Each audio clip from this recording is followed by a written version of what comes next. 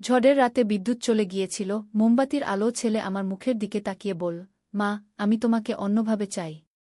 রাত প্রায় 2টা বাজে। বাইরে প্রচণ্ড ঝড়। বজ্রপাত হচ্ছে। হঠাৎ বিদ্যুৎ চলে গেল।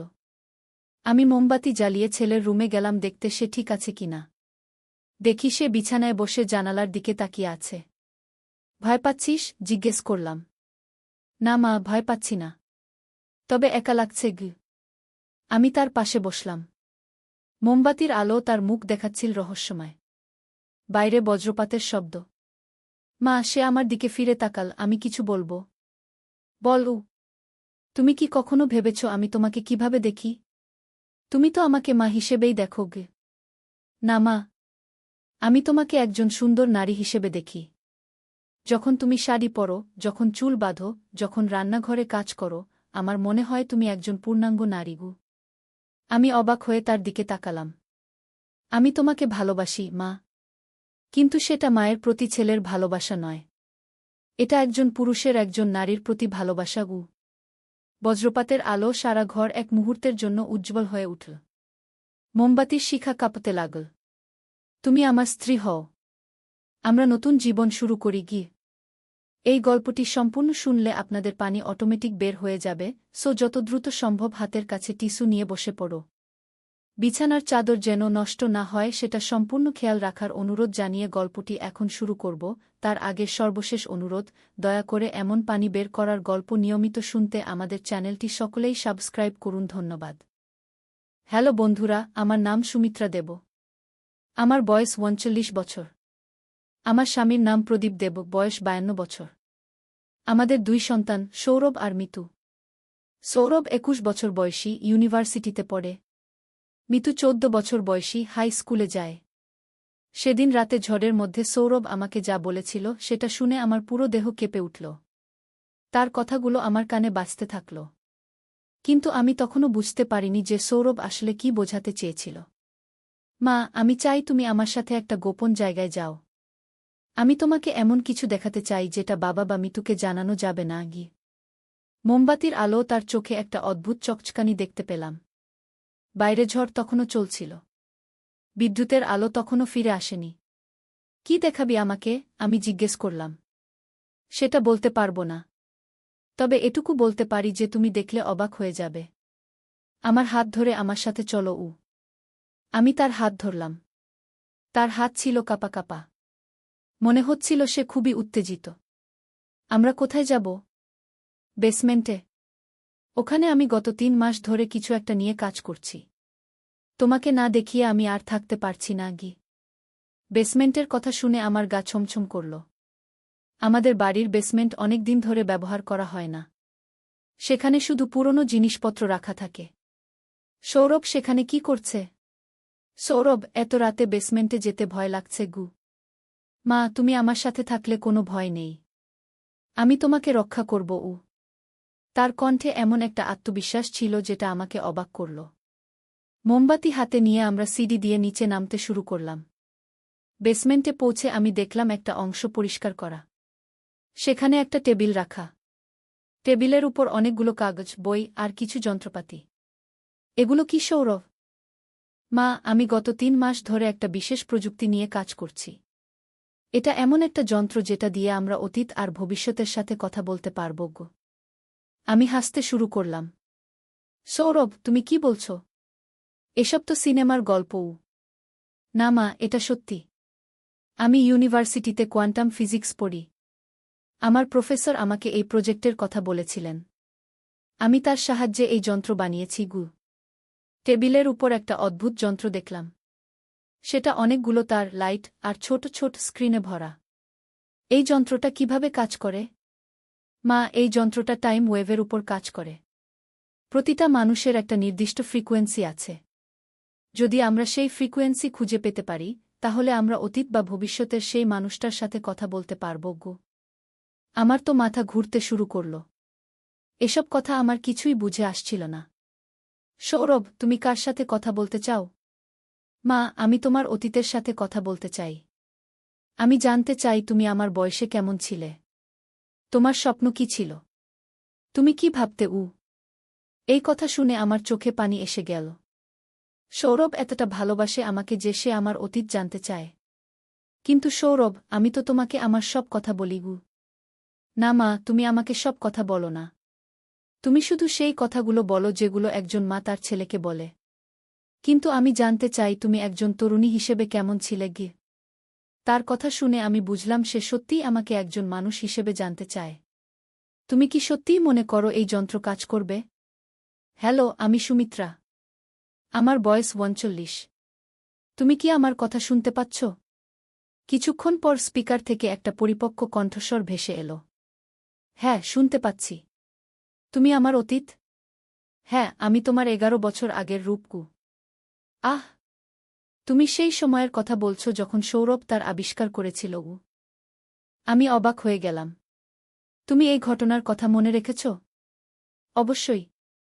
সেদিনের সেই রাতটা আমার জীবন পরিবর্তন করে দিয়েছিল উ। কিভাবে? ১৯ বছর বয়সী আমার সাথে কথা বলার পর আমি বুঝতে পেরেছিলাম যে আমি আমার স্বপ্ন পূরণ করতে পারিনি।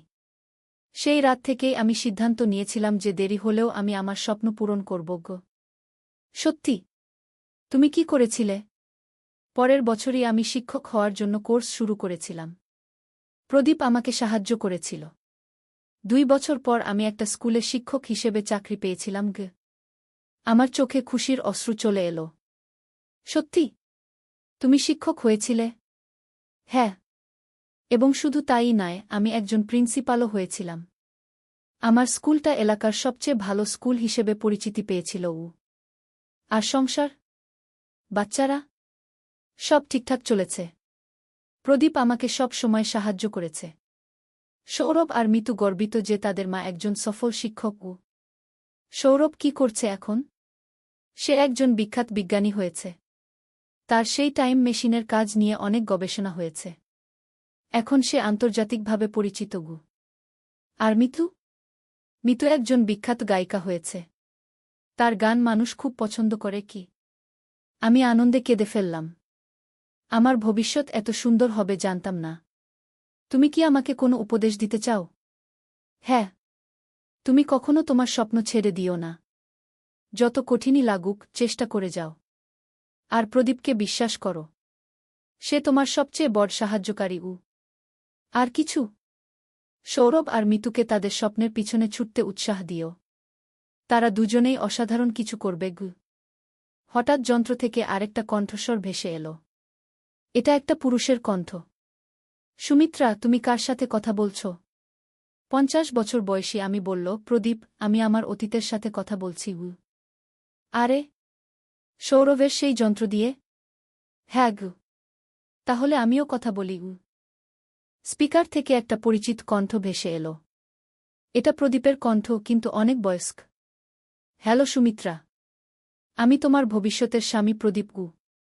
আমি হেসে ফেললাম। হ্যালো। তুমি কেমন আছো? খুব ভালো। আমি তোমাকে ধন্যবাদ দিতে চাই উ। কেন? কারণ তুমি আমাকে একজন সুখী মানুষ বানিয়েছ। আমাদের পরিবার খুবই সুন্দর গো। আমি কি ভালো স্ত্রী হয়েছি? তুমি শুধু ভালো স্ত্রী নও, তুমি আমার সবচেয়ে ভালো বন্ধু। আমরা দুজনে মিলে জীবনের সব সমস্যা মোকাবেলা করেছি উ। এই কথা শুনে আমার মন ভরে গেল। হঠাৎ আরও দুটো কণ্ঠস্বর শোনা গেল। মা! এটা আমি সৌরভ। ভবিষ্যতের সৌরভ গো। আর আমি মিতু। আমি তো অভিভূত। আমার পুরো পরিবার ভবিষ্যৎ থেকে আমার সাথে কথা বলছে। সৌরভ, তুমি কেমন আছো? মা, আমি খুব ভালো আছি। আমার গবেষণা সফল হয়েছে। আমি এখন অনেক বড় একটা ল্যাবরেটরিতে কাজ করি ইউ। আর তুমি মিতু? মা, আমি একজন গায়িকা হয়েছি। আমার অনেকগুলো অ্যালবাম বের হয়েছে। মানুষ আমার গান খুব পছন্দ করে কি। তোমরা দুজনে কি খুশি? হ্যাঁ মা। আমরা খুবই খুশি। আর সব সময় তোমাকে মনে করি উ। এই কথা শুনে আমি আবেগে কেঁদে ফেললাম। হঠাৎ ভবিষ্যতের সৌরভ বলল, মা, আমি তোমাকে একটা গোপন কথা বলি। কি গোপন কথা? আজকের এই রাতের পর তুমি অনেক পরিবর্তন হবে। তুমি আগের চেয়ে অনেক বেশি আত্মবিশ্বাসী হবে গি। কিভাবে? কারণ তুমি জানতে পারলে যে তোমার ভবিষ্যৎ কত সুন্দর। এটা তোমাকে শক্তি দেবে গু। ভবিষ্যতের মিতু বলল, মা তুমি আমাদের সাথে গর্বিত তো? অবশ্যই।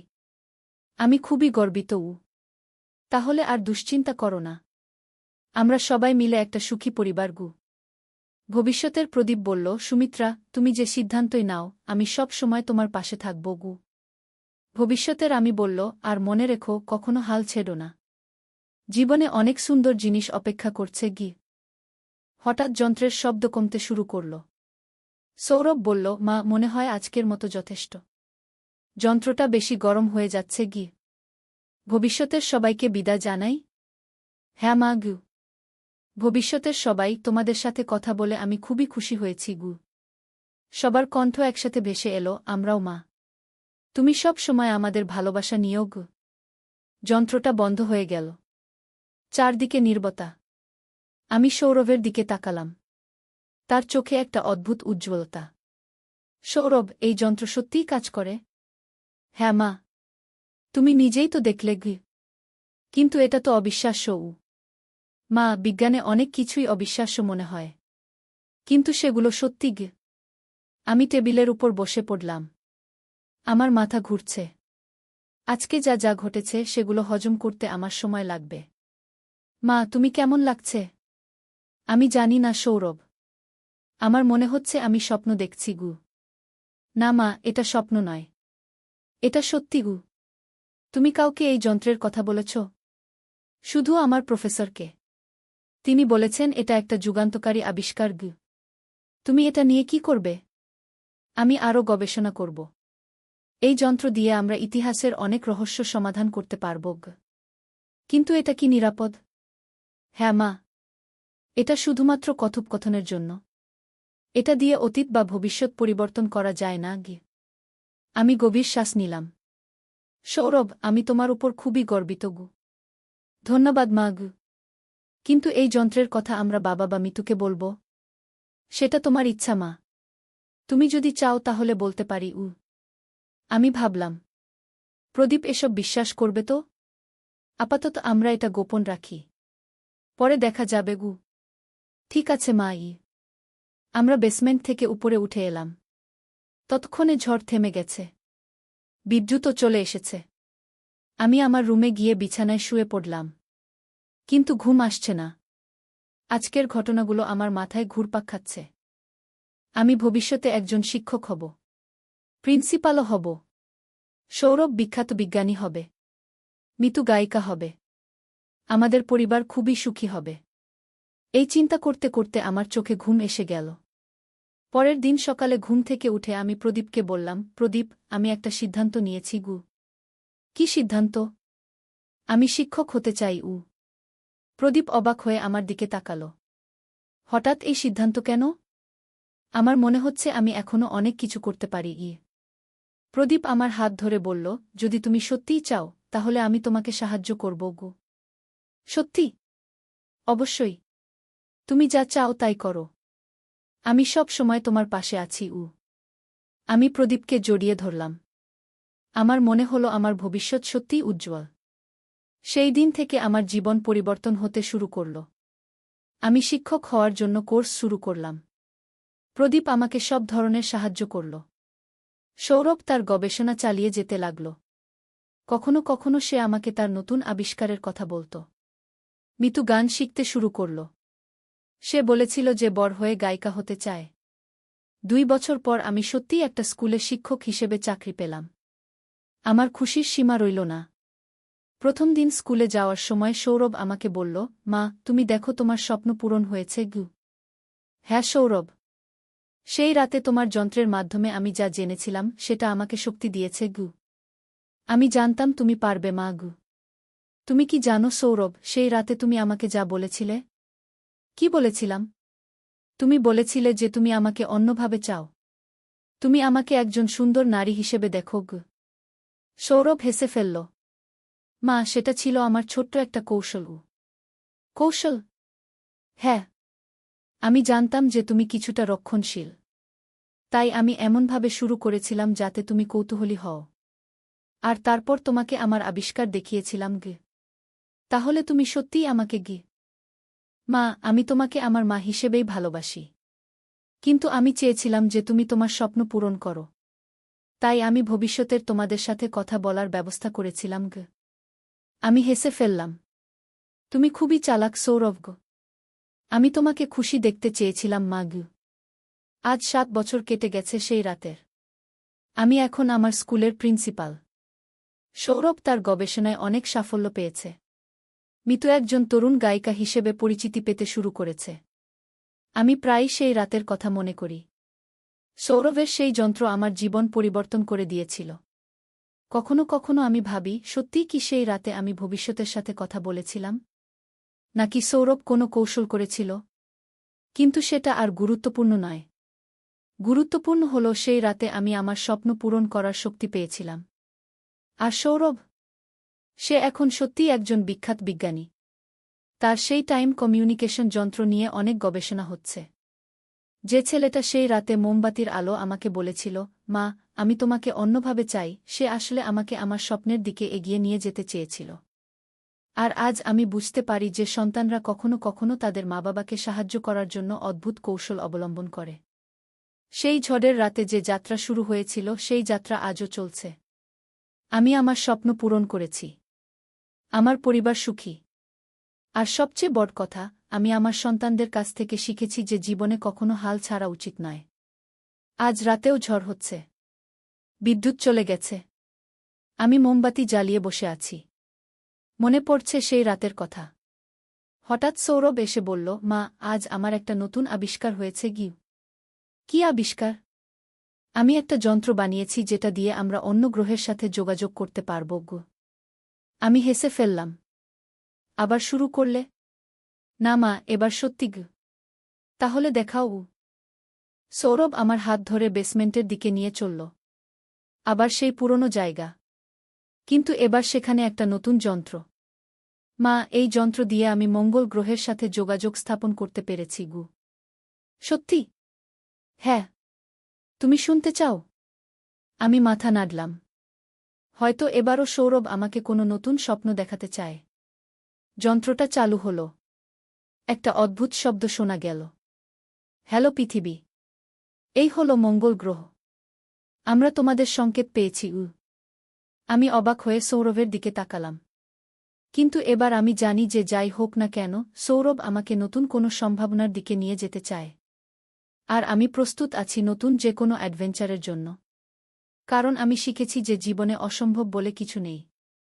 শুধু দরকার একটু সাহস আর অনেক বেশি ভালোবাসা। জামা। আমি ইতিমধ্যে একবার টেস্ট করেছি। আমি 10 বছর আগের নিজের সাথে কথা বলতে পেরেছি উ। এই কথা শুনে আমার হৃদস্পন্দন বেড়ে গেল। সৌরভ কি সত্যিই এমন কিছু আবিষ্কার করেছে? তুমি 10 বছর আগের নিজের সাথে কি কথা বলেছিলে? আমি তাকে বলেছিলাম যে সে খুব কঠিন পরিশ্রম করুক। কারণ ভবিষ্যতে সে একটা অসাধারণ আবিষ্কার করবে। তখন ছোট্ট সৌরভ আমার কথা বিশ্বাস করেনি। কিন্তু আজ সে দেখতে পাচ্ছে যে আমি সত্যি কথাই বলেছিলাম গ। তুমি আমার সাথে এই পরীক্ষা করতে চাও? হ্যাঁ মা। আমি চাই তুমি তোমার 19 বছর বয়সের নিজের সাথে কথা বলো। সেই সময় তুমি কলেজে পড়তে। তোমার অনেক স্বপ্ন ছিল গো। এই প্রস্তাব শুনে আমি রোমাঞ্চিত হয়ে উঠলাম। সত্যিই যদি আমি আমার তরুণ বয়সের নিজের সাথে কথা বলতে পারি, তাহলে কতই না মজা হবে। কিন্তু এতে কোনো বিপদ নেই তো? না মা, কোনো বিপদ নেই।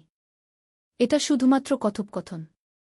আমরা অতীত বা ভবিষ্যৎ পরিবর্তন করতে পারব না গি। সৌরভ যন্ত্রটা চালু করল। অনেকগুলো লাইট জ্বলে উঠল।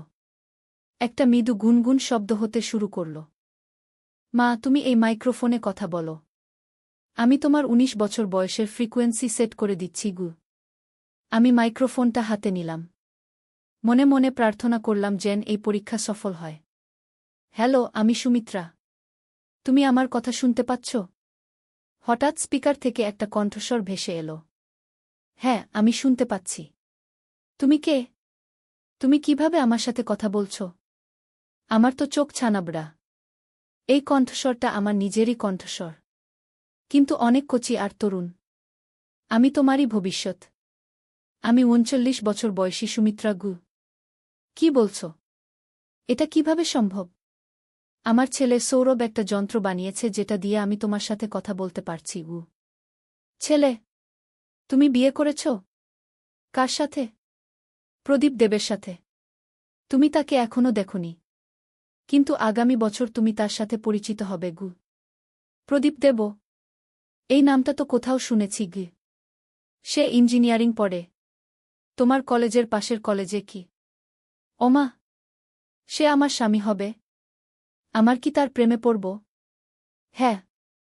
আর শুধু তাই নয়, তোমাদের দুটো সুন্দর সন্তান হবে গি। ১৯ বছর বয়সী আমি খুশিতে চিৎকার করে উঠল। সত্যি? আমার সন্তান হবে? তারা কেমন? সৌরভ আর মিতু। সৌরভ অসাধারণ বুদ্ধিমান। সে এই যন্ত্রই বানিয়েছে। মিতু খুব সুন্দরী আর গানে খুব ভালো গু। আমি কি খুশি থাকব জীবনে? এই প্রশ্নটা শুনে আমার গলা ভেঙে গেল। আমি কিভাবে বলবো যে জীবনে অনেক দুঃখকষ্ট আছে? হ্যাঁ, তুমি খুশি থাকবে। তবে জীবনে কিছু চ্যালেঞ্জও আসবে। কিন্তু তুমি সেগুলো মোকাবেলা করতে পারবে গি। আমার স্বপ্নগুলো কি পূরণ হবে? কোনো স্বপ্নের কথা বলছ? আমি একজন শিক্ষক হতে চাই। আমি চাই অনেক ছোট ছোট বাচ্চাদের পড়ানো গো। আমার চোখে পানি চলে এলো। আমার সেই স্বপ্ন কখনো পূরণ হয়নি। বিয়ের পর সংসারের দায়িত্বে আমি আর পড়াশোনা চালিয়ে যেতে পারিনি। তুমি? তুমি কি শিক্ষক হবে? আমি চুপ থাকলাম। কিভাবে বলি যে আমি আমার স্বপ্ন পূরণ করতে পারিনি? বলো না। আমি কি শিক্ষক হতে পারব না? শোনো, জীবনে অনেক সময় আমাদের পরিকল্পনা অনুযায়ী সব হয় না। কিন্তু সেটাই মানে এই নয় যে আমরা অখুশি। তাহলে আমার স্বপ্ন পূরণ হবে না? তোমার সন্তানরাই তোমার সবচেয়ে বড় শিক্ষক হওয়ার সুযোগ হবে। তুমি তাদের শেখাবে। তাছাড়া হঠাৎ যন্ত্রটা থেকে শব্দ আসা বন্ধ হয়ে গেল। সৌরভ দৌড়ে এসে চেক করতে লাগল। কি হলো সৌরভ? মনে হয় পাওয়ার কম হয়ে গেছে। আমাদের জেনারেটর লাগবে গি। জেনারেটর তো উপরে আছে গি। হ্যাঁ, আমি নিয়ে আসছি গু। সৌরভ উপরে গেল। আমি একা বেসমেন্টে দাঁড়িয়ে থাকলাম। আমার মন ভারাক্রান্ত হয়ে গেছে। আমার তরুণ বয়সের নিজের সাথে কথা বলে আমি বুঝতে পারলাম যে আমি আমার স্বপ্নগুলো পূরণ করতে পারিনি। কিছুক্ষণ পর সৌরভ জেনারেটর নিয়ে এলো। যন্ত্রটা আবার চালু হলো। হ্যালো, তুমি কি আছো? হ্যাঁ, আছি। তুমি হঠাৎ চুপ হয়ে গেলে কেন?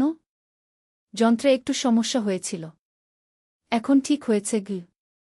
তুমি আমাকে আমার ভবিষ্যৎ সম্পর্কে সব সত্যি কথা বলো। আমি জানতে চাই। আমি গভীর শ্বাস নিলাম। তুমি একজন আদর্শ মা হবে। তোমার সন্তানরা তোমাকে খুব ভালোবাসবে। তোমার স্বামী তোমাকে সম্মান করবে গি। কিন্তু আমার নিজের স্বপ্ন? আমার ক্যারিয়ার? শোনো, জীবনে কখনো কখনো আমাদের স্বপ্ন পরিবর্তন হয়। তুমি যখন মা হবে তখন বুঝবে যে সন্তানদের মানুষ করাও একটা মহান কাজ গো। আমি কি কখনো অনুশোচনা করব? এই প্রশ্নটা আমাকে কাঁদিয়ে দিল। আমি অনেকবার অনুশোচনা করেছি। কখনো কখনো করবে।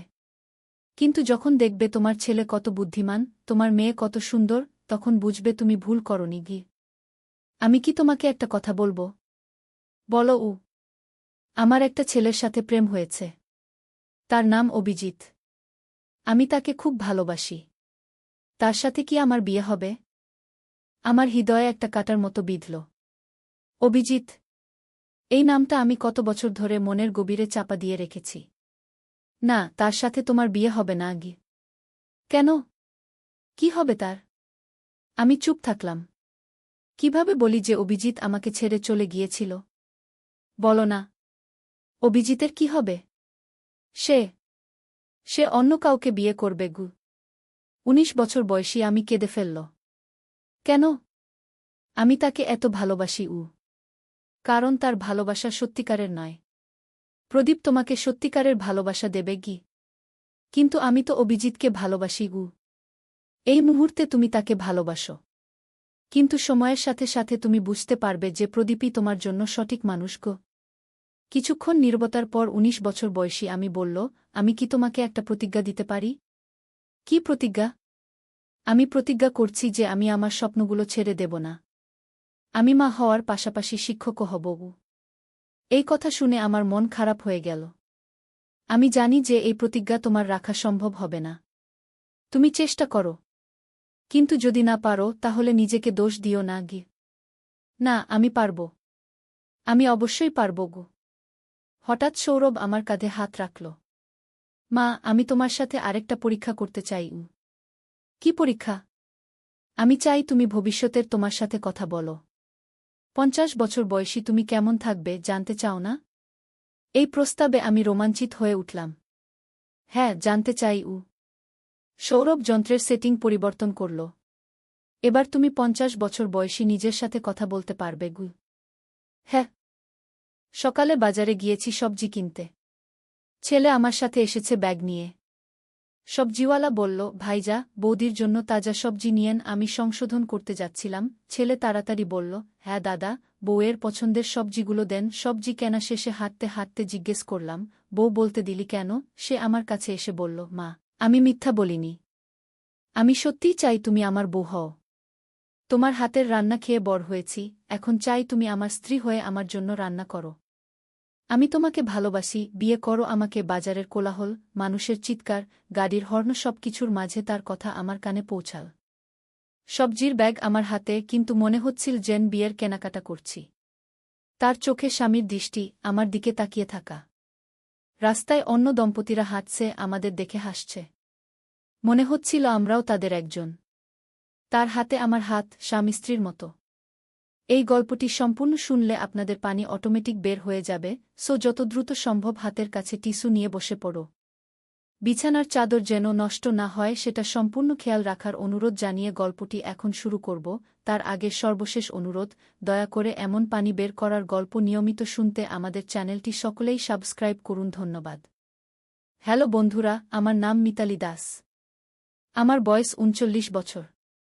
আমার স্বামীর নাম সুমন দাস, বয়স 52 বছর। আমাদের 2 সন্তান, রাহুল আর পিয়া। রাহুল 21 বছর বয়সী, ইউনিভার্সিটিতে পড়ে। পিয়া 14 বছর বয়সী, হাই স্কুলে যায়।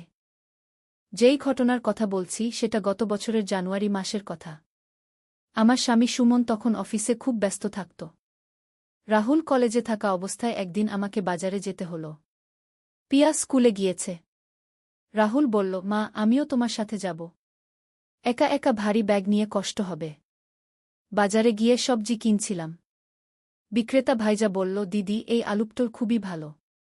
বৌদির রান্নায় লাগবে। আমি বলতে যাচ্ছিলাম যে রাহুল আমার ছেলে, কিন্তু রাহুল তখনই বলে উঠল, হ্যাঁ দাদা, আমার বউয়ের জন্য সবচেয়ে ভালো সবজিটা দিয়েন। বিক্রেতা হেসে বলল, ওহো, নতুন বিয়ে হয়েছে নাকি? বৌদি খুব সুন্দর তো। আপনারা খুব মানানসই জুটি। রাহুল আমার কোমরে হাত রেখে বলল, হ্যাঁ দাদা, আমার খুব সৌভাগ্য যে ওকে পেয়েছি। আমি লজ্জায় মুখ লাল হয়ে গেল। সবজি কিনে বাসায় ফেরার পথে জিজ্ঞেস করলাম, রাহুল, তুই এমন কেন বললি? লোকে কি ভাববে? রাহুল আমার দিকে তাকিয়ে বলল, মা, আমি কি মিথ্যে বলেছি? আমি সত্যিই চাই তুমি আমার স্ত্রী হও। বাবা তোমাকে যেভাবে খুশি রাখতে পারে না, আমি পারব।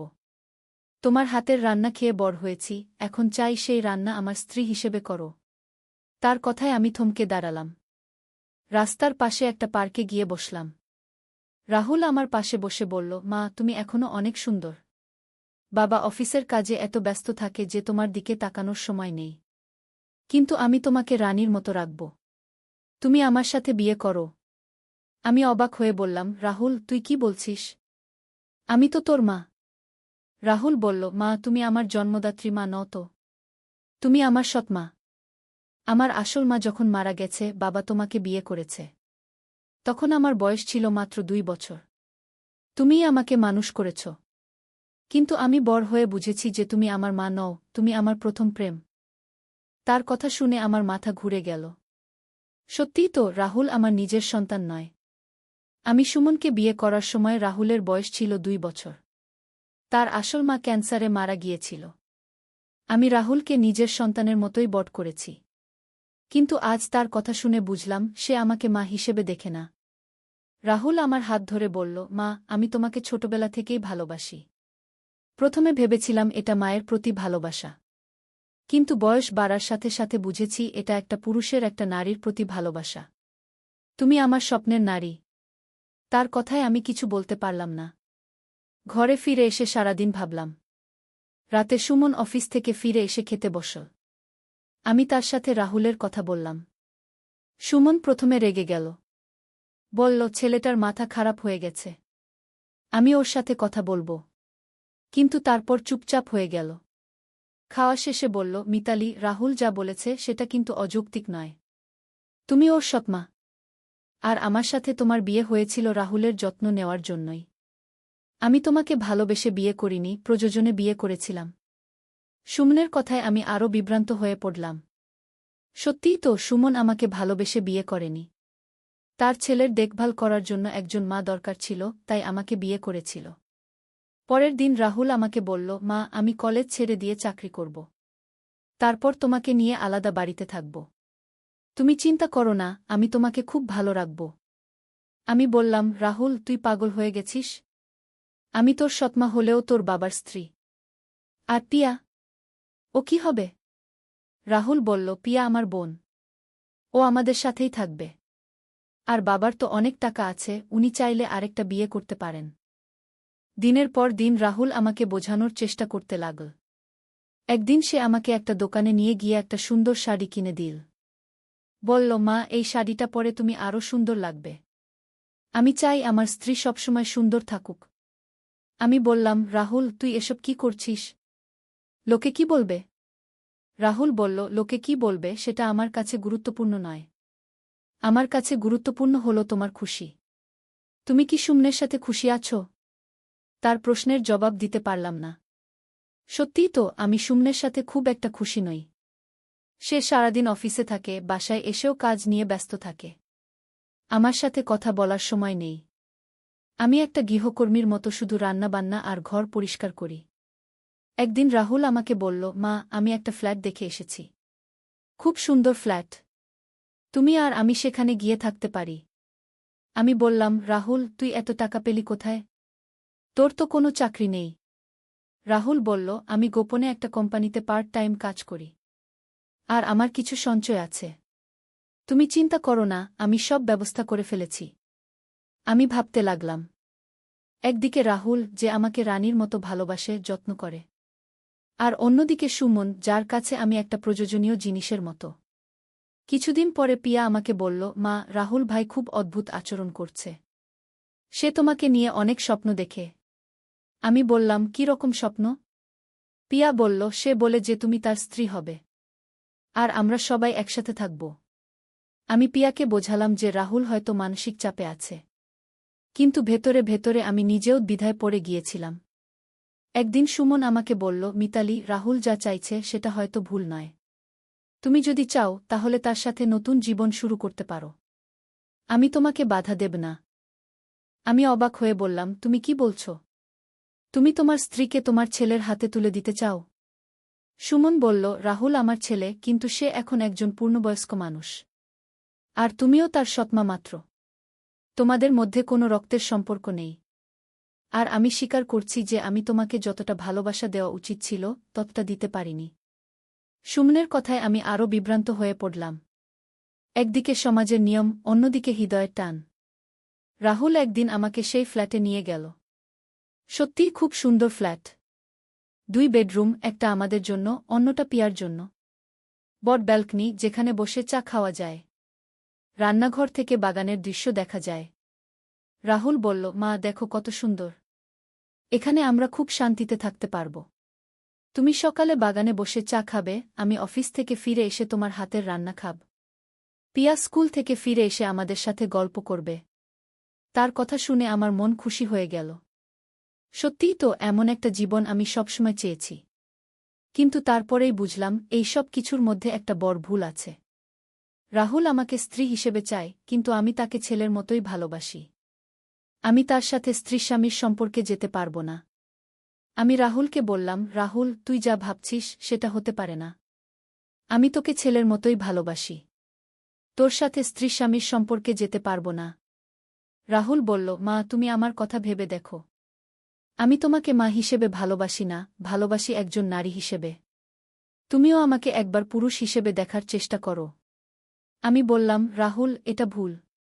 সমাজ এটা মেনে নেবে না। রাহুল বলল, সমাজ যা মেনে নেয় না তার সব কিছুই কি ভুল? প্রেম কি ভুল? ভালোবাসা কি ভুল? আমি তোমাকে ভালোবাসি, তুমি আমাকে ভালোবাসো। এটাই তো যথেষ্ট। কিন্তু আমি জানতাম এটা ঠিক নয়। আমি রাহুলকে বোঝালাম যে আমরা এমন কিছু করতে পারি না যা সমাজ মেনে নেবে না। রাহুল কিছুদিন দুঃখ করল, কিন্তু তারপর বুঝল যে আমি তার কথা মানব না। একদিন সে আমাকে বলল, মা, আমি বুঝেছি যে তুমি আমার কথা মানবে না। কিন্তু আমি তোমাকে ভুলতে পারছি না। আমি এই শহর ছেড়ে অন্য কোথাও চলে যাব। হয়তো দূরে গিয়ে তোমাকে ভুলে যেতে পারব। আমি বললাম, রাহুল, তুই কোথাও যাবি না। তুই এখানেই থাক। আমরা সবাই একসাথে একটা পরিবার হয়ে থাকব। কিন্তু রাহুল তার সিদ্ধান্তে অটল। সে কিছুদিন পরেই ঢাকা থেকে দূরে একটা শহরে চাকরি নিয়ে চলে গেল। তার চলে যাওয়ার পর আমি বুঝলাম যে সে সত্যিই আমাকে ভালোবাসত। কিন্তু সেই ভালোবাসা ভুল ছিল। আমি খুশি যে আমি সঠিক সিদ্ধান্ত নিয়েছি। এখন রাহুল মাঝে মাঝে ফোন করে। সে অন্য একটা মেয়েকে ভালোবেসেছে। শীঘ্রই বিয়ে করবে। আমি খুব খুশি। কিন্তু মাঝে মাঝে মনে হয়, যদি আমি রাহুলের কথা মেনে নিতাম, যদি সমাজের কথা না ভেবে আমার হৃদয়ের কথা ভাবতাম। কিন্তু তারপরেই ভাবি, না, আমি ঠিকই করেছি। কিছু কিছু ভালোবাসা শুধু মনের মধ্যেই রাখতে হয়। এখন আমি আর সুমন ভালোই আছি। পিয়া বড় হচ্ছে। আমাদের পরিবার স্বাভাবিক।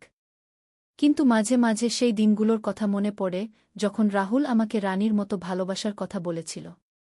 সেই ভালোবাসা ভুল ছিল, কিন্তু সুন্দর ছিল। জীবনে কত রহস্যময় ঘটনা ঘটে। কখনো কখনো আমরা এমন পরিস্থিতিতে পড়ি, যেখানে সঠিক আর ভুলের মধ্যে পার্থক্য বোঝা কঠিন হয়ে পড়ে। কিন্তু শেষ পর্যন্ত আমাদের বিবেক আর সমাজের নিয়মই আমাদের পথ দেখায়। আমার এই গল্পটি একটি অভিজ্ঞতার গল্প। এই ধরনের পরিস্থিতিতে পড়লে সবাই যেন সঠিক সিদ্ধান্ত নেয়া। ভালোবাসা সুন্দর, কিন্তু সব ভালোবাসা প্রকাশ করা যায় না। কিছু ভালোবাসা মনের মধ্যেই রাখতে হয়। কিন্তু আমার গল্প এখানেই শেষ নয়। রাহুল চলে যাওয়ার কিছুদিন পর আমার জীবনে আরও রহস্যময় ঘটনা ঘটতে শুরু করল। একদিন সকালে আমি রান্নাঘরে কাজ করছিলাম। হঠাৎ করে দরজায় কলিং বেল বাজল। দরজা খুলে দেখি একজন অপরিচিত ভদ্রলোক দাঁড়িয়ে আছেন। তিনি বললেন, আপনি কি মিতালি দাস? আমি বললাম, জি, আমি মিতালি। আপনি কে? তিনি বললেন, আমার নাম ডক্টর করিম। আমি একজন প্রাইভেট ইনভেস্টিগেটর। আপনার সাথে গুরুত্বপূর্ণ একটা কথা আছে। আমি তাকে ভেতরে আসতে দিলাম। তিনি বসে বললেন, মিতালি, আপনি কি জানেন যে রাহুল আপনার আসল ছেলে? আমি অবাক হয়ে বললাম, কি বলছেন আপনি? রাহুল তো সুমনের আগের স্ত্রীর ছেলে। ডক্টর করিম একটা ফাইল বের করে বললেন, না মিতালি, রাহুল আপনারই ছেলে। আপনার স্মৃতি হারানোর কারণে আপনি ভুলে গেছেন। আমার মাথা ঝিমঝিম করতে লাগল। আমি বললাম, এটা কি করে সম্ভব? আমার তো কোনো স্মৃতি হারানোর কথা মনে নেই। ডক্টর করিম বললেন, আপনার একটা দুর্ঘটনা হয়েছিল 19 বছর আগে। তখন রাহুলের বয়স ছিল 2 বছর। সেই দুর্ঘটনায় আপনি আংশিক স্মৃতিভ্রংশে ভুগেছিলেন। ডাক্তাররা বলেছিল যে আপনার কিছু স্মৃতি চিরতরে মুছে যেতে পারে। আমি হাঁপিয়ে উঠলাম। বললাম, তাহলে সুমন কেন আমাকে বলেনি? ডক্টর করিম বললেন, সুমন চেয়েছিল আপনি নতুন করে জীবন শুরু করুন। তাই আপনাকে বলেছিল যে রাহুল তার আগের স্ত্রীর ছেলে। কিন্তু সত্য হল, রাহুল আপনার এবং আপনার প্রথম স্বামীর ছেলে। আমার চোখে অন্ধকার দেখতে লাগল। আমি বললাম, আমার প্রথম স্বামী? আমার তো মনেই নেই। ডক্টর করিম বললেন, আপনার প্রথম স্বামীর নাম ছিল রবিন রায়। রাহুলের আসল নাম রবিন রাহুল রায়। রবিন একটা দুর্ঘটনায় মারা যান যখন রাহুলের বয়স মাত্র 1 বছর। তার কিছুদিন পরেই আপনার দুর্ঘটনা হয়। আমি কাঁপতে কাঁপতে বললাম, তাহলে রাহুল যখন বলেছিল যে সে আমাকে ভালোবাসে? ডক্টর করিম বললেন, রাহুল জানত না যে আপনি তার আসল মা। সে ভেবেছিল আপনি তার সৎমা। তাই তার মনে আপনার প্রতি ভালোবাসা জন্মেছিল। কিন্তু সেই ভালোবাসা আসলে ছিল একটা মায়ের প্রতি সন্তানের গভীর আবেগ, যা সে বুঝতে পারেনি। আমি বসে রইলাম নিশ্চুপ। এতক্ষণে বুঝলাম কেন রাহুল আমার প্রতি এতটা আকৃষ্ট ছিল। সে অবচেতন মনে জানত যে আমি তার আসল মা। ডক্টর করিম বললেন, মিতালি, আপনার স্মৃতি ফিরিয়ে আনার জন্য একটা চিকিৎসা আছে। আপনি চাইলে সেই চিকিৎসা নিতে পারেন। আমি বললাম, সুমন কি এসব জানে? ডক্টর করিম বললেন, সুমন সব জানে। তিনিই আমাকে ডেকেছেন আপনাকে সত্য বলার জন্য। সন্ধ্যায় সুমন অফিস থেকে ফিরল। আমি তাকে সব কিছু জিজ্ঞেস করলাম। সুমন মাথা নিচু করে বলল, মিতালি, আমি তোমাকে সত্য বলতে পারিনি। ভেবেছিলাম তুমি খুশি থাকবে। আমি বললাম, কিন্তু রাহুল তো আমার আসল ছেলে। তুমি কেন তাকে বিভ্রান্ত হতে দিলে?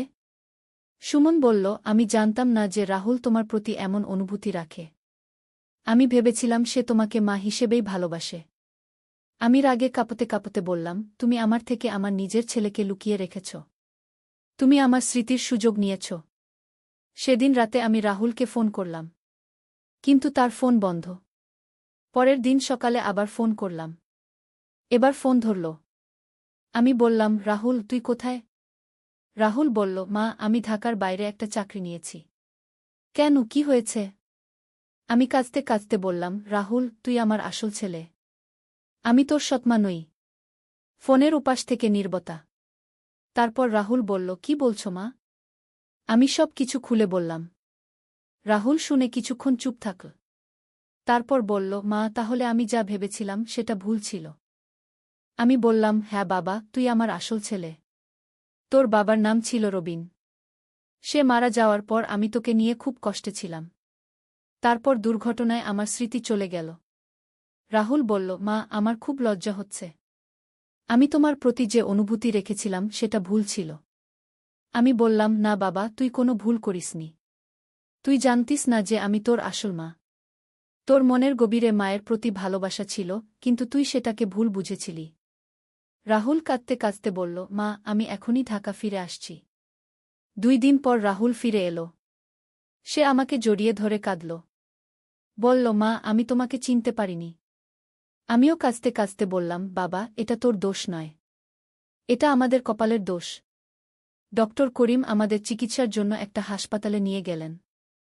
সেখানে ডাক্তাররা আমার ব্রেইন স্ক্যান করলেন। বললেন যে আমার স্মৃতি ফিরে আসার সম্ভাবনা আছে, কিন্তু চিকিৎসা ঝুঁকিপূর্ণ। আমি বললাম, আমি চিকিৎসা নিতে চাই। আমি আমার ছেলের সাথে কাটানোর সময়গুলো মনে করতে চাই। চিকিৎসা শুরু হল। প্রথম কিছুদিন কোনো পরিবর্তন হল না। কিন্তু একদিন হঠাৎ করে আমার মনে একটা ছবি ভেসে উঠল। একটা ছোট্ট বাচ্চা যে আমার কোলে বসে মা মা বলে ডাকছে। সেই বাচ্চাটা ছিল রাহুল। ধীরে ধীরে আরও স্মৃতি ফিরতে লাগল। মনে পড়ল রবিনের কথা।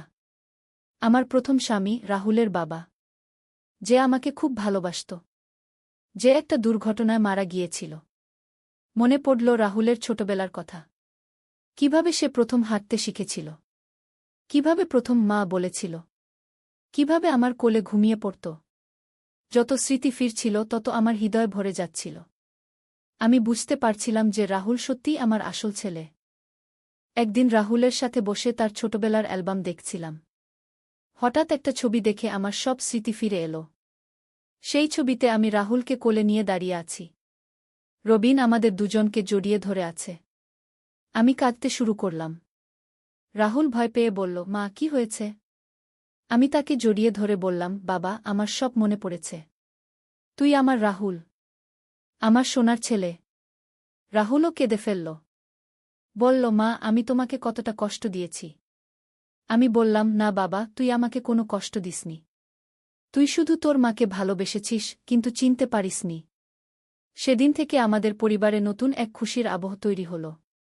রাহুল আর আমার মধ্যে আসল মা-ছেলের সম্পর্ক গড়ে উঠল। সে আমাকে আর ভুল চোখে দেখে না। আমিও তাকে আমার আসল ছেলে হিসেবে ভালোবাসি। পিয়া খুব খুশি হল জেনে যে রাহুল তার আসল দাদা। সুমন একটু লজ্জিত, কিন্তু সে স্বীকার করেছে যে তার উচিত ছিল আমাকে আগেই সত্য বলা। এখন আমরা সবাই একসাথে থাকি। রাহুল তার চাকরি ছেড়ে দিয়ে ঢাকায় ফিরে এসেছে। সে একটা ভালো চাকরি পেয়েছে। শীঘ্রই বিয়েও করবে। আমার এই গল্পটি একটি অদ্ভুত রহস্যের গল্প। কখনো কখনো জীবনে এমন সব ঘটনা ঘটে যা আমরা কল্পনাও করতে পারি না। স্মৃতিভ্রংশের কারণে একটি মা তার আসল ছেলেকে চিনতে পারেন না। আর সেই ছেলেও তার আসল মাকে ভুল বুঝে। কিন্তু শেষ পর্যন্ত সত্যের জয় হয়। মায়ের হৃদয় সন্তানকে চিনে নেয়। সন্তানের ভালোবাসাও মায়ের কাছে পৌঁছে যায়। জীবনের এই রহস্যময় অধ্যায়ের পর আমি বুঝেছি যে পারিবারিক বন্ধন কতটা শক্তিশালী। যতই স্মৃতি হারিয়ে যাক, মায়ের হৃদয়ে সন্তানের জায়গা কখনো মুছে যায় না। রাহুল এখন একটি সুখী জীবনযাপন করছে। তার ভুল বোঝাবুঝি দূর হয়ে গেছে। সে এখন জানে যে আমি তার আসল মা, এবং তার ভালোবাসা একটি মায়ের প্রতি সন্তানের স্বাভাবিক ভালোবাসা। আর আমি আমি আমার হারিয়ে যাওয়া স্মৃতি ফিরে পেয়েছি। আমার ছেলেকে চিনতে পেরেছি। এর চেয়ে বর পাওয়া আর কি হতে পারে? এই তো আমার সম্পূর্ণ গল্প। একটি রহস্যময় অ্যাডভেঞ্চারের গল্প, যেখানে ছিল পারিবারিক জটিলতা, স্মৃতিভ্রংশ, ভুল বোঝাবুঝি এবং শেষ পর্যন্ত সত্যের জয়। আশা করি আপনাদের এই গল্পটি ভালো লেগেছে। জীবনে অনেক সময় এমন রহস্যময় ঘটনা ঘটে যা আমাদের অবাক করে দেয়, কিন্তু শেষ পর্যন্ত সত্য এবং ভালোবাসার জয় হয়। এমন আরও রোমাঞ্চকর এবং রহস্যময় গল্প শোনার জন্য আমাদের চ্যানেল সাবস্ক্রাইব করুন। আগামীকাল আরও একটি নতুন গল্প নিয়ে হাজির হব। ততক্ষণ পর্যন্ত সবাই ভালো থাকুন, সুস্থ থাকুন। ধন্যবাদ। নূরের সন্ধানে একটি ইসলামিক গল্প। প্রথম অধ্যায়, যাত্রার সূচনা। বাগদাদের প্রাচীন শহরে, যেখানে দজলা নদী শান্তভাবে বয়ে চলে, সেখানে বাস করত এক যুবক যার নাম ছিল হাসান। তার বয়স মাত্র ২৫ বছর, কিন্তু তার হৃদয়ে ছিল অসীম জ্ঞানের তৃষ্ণা এবং আল্লাহর সান্নিধ্যের আকাঙ্ক্ষা। হাসানের বাবা আব্দুল করিম ছিলেন একজন বিখ্যাত ব্যবসায়ী। তিনি সিল্ক রুট দিয়ে বিভিন্ন দেশে ব্যবসা করতেন। কিন্তু হাসান ব্যবসার চেয়ে বেশি আগ্রহী ছিল আধ্যাত্মিক জ্ঞানে। প্রতিদিন ফজরের নামাজের পর সে মসজিদে বসে কুরআন তিলাওয়াত করত এবং আলেমদের সাথে দ্বীনি আলোচনায় অংশগ্রহণ করত। একদিন সকালে হাসান যখন তার স্বাভাবিক অভ্যাস অনুযায়ী কুরআন তিলাওয়াত করছিল, তখন তার চোখে পড়ল এই আয়াতটি, আর যে আল্লাহকে ভয় করে, আল্লাহ তার জন্য নিষ্কৃতির পথ করে দেন এবং তাকে এমন উৎস থেকে রিজিক দান করেন যার কল্পনাও সে করতে পারে না। সূরা তালাক ২-৩। এই আয়াতটি হাসানের হৃদয়কে গভীরভাবে স্পর্শ করল। সে ভাবতে লাগল, আল্লাহর ভয় এবং তাকওয়া কি আসলেই এমন এক শক্তি যা মানুষের জীবনকে সম্পূর্ণভাবে পরিবর্তন করে দিতে পারে? দুপুরের খাবারের সময় হাসান তার বাবার সাথে এই বিষয়ে কথা বলল। আব্দুল করিম একজন ধার্মিক মানুষ ছিলেন, কিন্তু তিনি বেশিরভাগ সময় ব্যবসার চিন্তায় মগ্ন থাকতেন। আব্বু, হাসান বলল, আজ কুরআনে এমন এক আয়াত পড়লাম যা আমার মনকে খুব নাড়িয়ে দিয়েছে। আল্লাহর তাকওয়া সম্পর্কে কি? আব্দুল করিম তার ছেলের মুখের দিকে তাকিয়ে বললেন, বেটা, তাকওয়া হল ইসলামের সর্বোচ্চ গুণ। কিন্তু এটা অর্জন করা খুবই কঠিন। এর জন্য দরকার ধৈর্য, সাধনা এবং আল্লাহর রহমত। আব্বু, আমি এই পথে চলতে চাই। আমি চাই আল্লাহর নৈকট্য লাভ করতে। আব্দুল করিম তার ছেলের আগ্রহ দেখে খুশি হলেন। তিনি বললেন, বেটা, তাহলে তুমি শায়খ ইউনুসের কাছে যাও। তিনি আমাদের শহরের অন্যতম শ্রেষ্ঠ আলেম এবং সুফি। তিনি তোমাকে সঠিক পথ দেখাতে পারবেন। দ্বিতীয় অধ্যায়, শায়খের সাক্ষাৎ। পরদিন আসরের নামাজের পর হাসান শায়খ ইউনুসের খানকায় গেল। খানকাটি ছিল বাগদাদের পুরাতন অংশে, একটি শান্ত এবং নিরিবিলি এলাকায়। প্রবেশ করতেই হাসান অনুভব করল এক অদ্ভুত প্রশান্তি। শায়খ ইউনুস ছিলেন প্রায় ৬০ বছরের একজন বুজুর্গ। তার চোখে ছিল গভীর প্রজ্ঞার আলো, এবং তার চেহারায় ছিল এমন এক নূর যা দেখলেই মানুষের মন শান্ত হয়ে যেত। আসসালামু আলাইকুম বাবা, হাসান সালাম দিল। ওয়া আলাইকুমুসসালাম বেটা। এসো বসক। শায়খ তার দিকে তাকিয়ে হাসলেন। তোমার মুখ দেখেই বুঝতে পারছি তুমি কোনো গুরুত্বপূর্ণ বিষয়ে এসেছ। হাসান বিনয়ের সাথে বলল, হুজুর, আমি আল্লাহর নৈকট্য লাভ করতে চাই। আমি জানতে চাই তাকওয়ার আসল রহস্য কী। শায়খ ইউনুস কিছুক্ষণ নীরব থাকলেন। তারপর তিনি বললেন, বেটা, তাকওয়া শুধু একটি শব্দ নয়। এটি একটি জীবনযাত্রা। এটি এমন এক অবস্থা যেখানে তুমি প্রতিটি মুহূর্তে আল্লাহর উপস্থিতি অনুভব করবে। কিন্তু হুজুর, এই অবস্থায় কিভাবে পৌঁছানো যায়? এর জন্য দরকার ৩টি জিনিস, শায়খ তার আঙুল দিয়ে গুনে বললেন। প্রথম, ইলম বা জ্ঞান। তুমি আল্লাহ, তার রাসূল এবং দ্বীন সম্পর্কে গভীর জ্ঞান অর্জন করতে হবে। দ্বিতীয়, আমল বা আমলে সালেহ। তুমি যা জানবে তা অনুসরণ করতে হবে। আর তৃতীয়, ইহসান, অর্থাৎ আল্লাহর ইবাদত এমনভাবে করা যেন তুমি তাকে দেখতে পাচ্ছ। হাসান মনোযোগ সহকারে শুনছিল। হুজুর, আমি কোথা থেকে শুরু করব? কুরআন থেকে, শায়খ দৃঢ়ভাবে বললেন। কুরআন হল আল্লাহর বাণী। প্রতিদিন কুরআন পড়বে, কিন্তু শুধু পড়বে না, তার অর্থ বুঝে বুঝে পড়বে। এবং যা পড়বে তা নিয়ে চিন্তাভাবনা করবে। শায়খ তার পাশ থেকে একটি কুরআনের অনুবাদ নিয়ে হাসানের হাতে দিলেন। এটি নাও, এবং প্রতিদিন আমার কাছে এসো। আমরা একসাথে কুরআনের আলোচনা করব। তৃতীয় অধ্যায়, কুরআনের সাথে সম্পর্ক। পরবর্তী কয়েক মাস হাসান প্রতিদিন শায়খের কাছে যেত। প্রতিদিন তারা কুরআনের বিভিন্ন আয়াত নিয়ে আলোচনা করত। হাসান আবিষ্কার করল যে কুরআন শুধু একটি বই নয়, এটি জীবনযাপনের পূর্ণাঙ্গ গাইড। একদিন তারা সূরা বাকারার এই আয়াতটি নিয়ে আলোচনা করছিল। নিশ্চয়ই যারা ঈমান এনেছে এবং নেক আমল করেছে তাদের জন্য রয়েছে এমন জান্নাত যার নিচ দিয়ে ঝর্ণাধারা প্রবাহিত। সূরা বাকারা ২৫। হুজুর, হাসান জিজ্ঞেস করল, এখানে ঈমান এবং নেক আমল দুটোই উল্লেখ করা হয়েছে। এর তাৎপর্য কি? শায়খ ইউনুস হাসলেন। চমৎকার প্রশ্ন। দেখ বেটা, ঈমান হল ভিত্তি আর আমল হল ভবন। ভিত্তি ছাড়া ভবন দাঁড়ায় না, আবার ভবন ছাড়া ভিত্তিরও কোনো অর্থ নেই। কিন্তু হুজুর, আমি দেখি অনেক মানুষ নামাজ পড়ে, রোজা রাখে, কিন্তু তাদের আচরণে তেমন পরিবর্তন নেই। এটাই হলো আসল সমস্যা। শায়খ গম্ভীর হলেন। ইবাদত করা হচ্ছে কিন্তু ইবাদতের প্রভাব জীবনে পড়ছে না। এর কারণ হলো ইবাদত যন্ত্রের মতো করা হচ্ছে, হৃদয়ের সাথে নয়। তাহলে সমাধান কি হুজুর? সমাধান হল মুরাকাবা, আত্মসমালোচনা এবং আত্মশুদ্ধি। প্রতিটি ইবাদতের পর নিজেকে প্রশ্ন করতে হবে, এই ইবাদত কি আমাকে আল্লাহর কাছে নিয়ে গেল? আমার চরিত্রের কোনো উন্নতি হল কি? হাসান এই কথাগুলো খুব মনোযোগ সহকারে শুনল এবং মনে মনে সিদ্ধান্ত নিল যে সে এই পথেই চলবে। চতুর্থ অধ্যায়, প্রথম পরীক্ষা।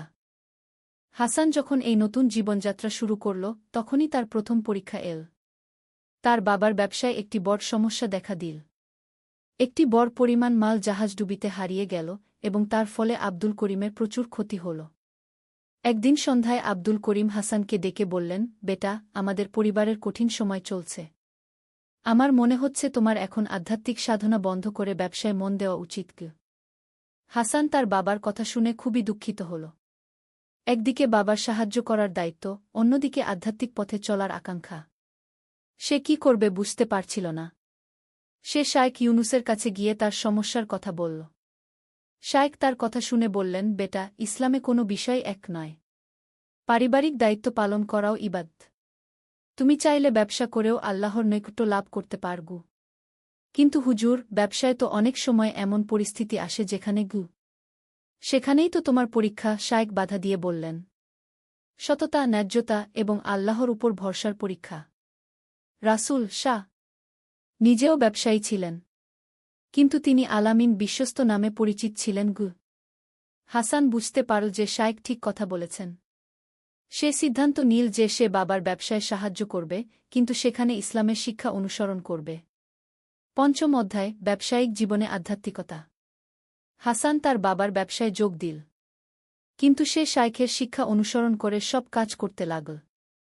সে কখনো মিথ্যা বলত না, কখনো কারো সাথে প্রতারণা করত না এবং সর্বদা ন্যায্য মূল্য নিত। প্রথমে অন্যান্য ব্যবসায়ীরা তাকে নিয়ে হাসাহাসি করত। তারা বলত, এভাবে ব্যবসা করলে তো দেউলিয়া হয়ে যাবে। কিন্তু হাসান কুরআনের এই আয়াত স্মরণ করত, আর যে আল্লাহকে ভয় করে, আল্লাহ তার জন্য নিষ্কৃতির পথ করে দেন। ধীরে ধীরে হাসানের সততার কারণে তার ব্যবসা বাড়তে লাগল। মানুষ তার কাছে আসতে পছন্দ করত কারণ তারা জানত যে হাসান কখনো তাদের সাথে প্রতারণা করবে না। একদিন একজন বয়স্ক ব্যক্তি হাসানের দোকানে এলেন। তার কাছে বিক্রি করার জন্য কিছু মূল্যবান মুক্তা ছিল। লোকটি মুক্তাগুলোর সঠিক দাম জানত না এবং খুব কম দামে বিক্রি করতে চাইছিল। হাসান বুঝতে পারল যে মুক্তাগুলো অনেক বেশি দামের। সে চাইলে কম দামে কিনে নিয়ে অনেক লাভ করতে পারত, কিন্তু সে তা করল না। চাচা, হাসান বলল, আপনার মুক্তাগুলো অনেক দামি। এগুলোর সঠিক দাম এই কি? এবং সে সঠিক দাম বলল। বয়স্ক ব্যক্তি অবাক হয়ে বললেন, বেটা, তুমি আমাকে সঠিক দাম বলে দিলে কেন? তুমি তো কম দামে কিনতে পারতে। হাসান উত্তর দিল, চাচা, আমি মুসলমান। আমার ধর্ম আমাকে ন্যায্যতার শিক্ষা দিয়েছে। এই ঘটনা বাজারে ছড়িয়ে পড়ল এবং হাসানের সুনাম আরও বৃদ্ধি পেল। ষষ্ঠ অধ্যায়, দাতব্য কাজ এবং সমাজসেবা। ব্যবসায় সফল হওয়ার সাথে সাথে হাসান দাতব্য কাজেও মনোযোগ দিতে লাগল। সে কুরআনের এই আয়াতটি সর্বদা মনে রাখত, তোমরা কল্যাণ লাভ করতে পারবে না যতক্ষণ না তোমরা তা খরচ কর যা তোমরা ভালোবাসো। সূরা আলে ইমরান ৯:২। হাসান নিয়মিত গরিবদের মধ্যে অর্থ বিতরণ করত। কিন্তু সে শুধু অর্থ দিয়েই সন্তুষ্ট থাকত না। সে তাদের কাজের ব্যবস্থা করে দেওয়ার চেষ্টা করত। একদিন সে শহরের বাইরে গিয়ে দেখল যে সেখানে একটি গ্রামের মানুষ পানির অভাবে কষ্ট পাচ্ছে। তাদের একমাত্র কুয়া শুকিয়ে গেছে। হাসান তখনই সিদ্ধান্ত নিল যে সে সেই গ্রামে একটি নতুন কুয়া খনন করে দেবে। কিন্তু এর জন্য প্রচুর অর্থের প্রয়োজন ছিল। সে শাইখ ইউনুসের কাছে গিয়ে এই বিষয়ে পরামর্শ চাইল। শাইখ বললেন, বেটা, এটা একটা চমৎকার কাজ। কিন্তু তুমি একা এই কাজ করার চেষ্টা করো না। অন্যদেরকেও এই নেক কাজে অংশগ্রহণের সুযোগ দাও। হাসান শাইখের পরামর্শ অনুসরণ করে বাজারের অন্যান্য ব্যবসায়ীদের কাছে গেল। সে তাদের গ্রামের সমস্যার কথা বলল এবং কুয়া খননের জন্য সকলের সহায়তা চাইল। প্রথমে অনেকে দ্বিধা প্রকাশ করল, কিন্তু হাসানের সততা এবং তার আন্তরিকতা দেখে ধীরে ধীরে সবাই এগিয়ে এল। কয়েক মাসের মধ্যে যথেষ্ট অর্থ সংগৃহীত হল এবং গ্রামে একটি গভীর কুয়া খনন করা হল। গ্রামের মানুষ যখন পানি পেল, তাদের খুশিতে হাসানের চোখে পানি এসে গেল। সেই রাতে হাসান শাইখের কাছে গিয়ে বলল, হুজুর, আজ আমি এমন এক খুশি অনুভব করেছি যা আগে কখনো পাইনি গু। শাইখ হেসে বললেন, এটাই হল আল্লাহর নৈকট্যের স্বাদ, বেটা। যখন তুমি অন্যের কল্যাণে কাজ কর, তখন আল্লাহ তোমার হৃদয়কে প্রশান্তি দিয়ে ভরিয়ে দেন গু। সপ্তম অধ্যায়, বিপদের সময় ধৈর্য। জীবন সর্বদা মসৃণ থাকে না। হাসানের জীবনেও কঠিন সময় এল। একদিন খবর এল যে তার একটি বড় জাহাজ, যাতে প্রচুর মাল ছিল, সেটি ডাকাতদের দ্বারা লুট হয়ে গেছে। এই ঘটনায় হাসানের বিপুল আর্থিক ক্ষতি হল। কিছু মানুষ তাকে বলতে লাগল, দেখ, এত দান খরাত করার ফল। আল্লাহ তোমার মাল রক্ষা করতে পারল না গি। হাসানের মন খারাপ হয়ে গেল। সে শাইখের কাছে গিয়ে তার মনোভাব ব্যক্ত করল। শাইখ তাকে সান্ত্বনা দিয়ে বললেন, বেটা, এটাই হল পরীক্ষা। আল্লাহ কুরআনে বলেছেন, আর আমি অবশ্যই তোমাদের পরীক্ষা করব ভয়, ক্ষুধা এবং ধনসম্পদ, জীবন ও ফলফসলের ক্ষতির মাধ্যমে। আর ধৈর্যশীলদের সুসংবাদ দাও। সূরা বাকারা 155। তোমার ক্ষতি হয়েছে ঠিকই, কিন্তু তুমি যে নেক আমল করেছ সেগুলোর সোয়াব তো আল্লাহর কাছে সুরক্ষিত রয়েছে গি। হাসান ধৈর্য ধরল এবং আল্লাহর উপর তোয়াক্কুল করল। সে তার ব্যবসা আবার শুরু করল, এবার আরও সাবধানতার সাথে। আল্লাহর রহমতে কয়েক মাসের মধ্যে তার ব্যবসা আবার ঠিক হয়ে গেল।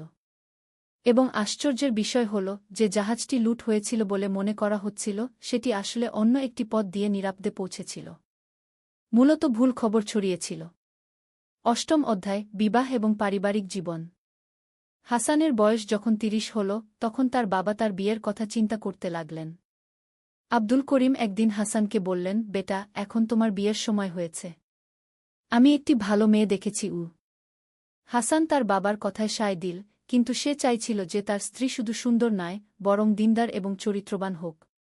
শাইখ ইউনুস হাসানকে পরামর্শ দিলেন, বেটা, বিয়ের ক্ষেত্রে রাসূল এর হাদিস মনে রেখো, মহিলাকে 4টি কারণে বিয়ে করা হয়: ধনসম্পদের জন্য, বংশের জন্য, সৌন্দর্যের জন্য এবং দিনদারিত্বের জন্য। তুমি দিনদার মহিলাকে বিয়ে কর, তাহলে তোমার হাত ধন্য হবে। হাসানের বাবা যে মেয়েটির কথা বলেছিলেন তার নাম ছিল আয়েশা। তার বাবা হাফেজ আহমদ একজন আলেম ছিলেন।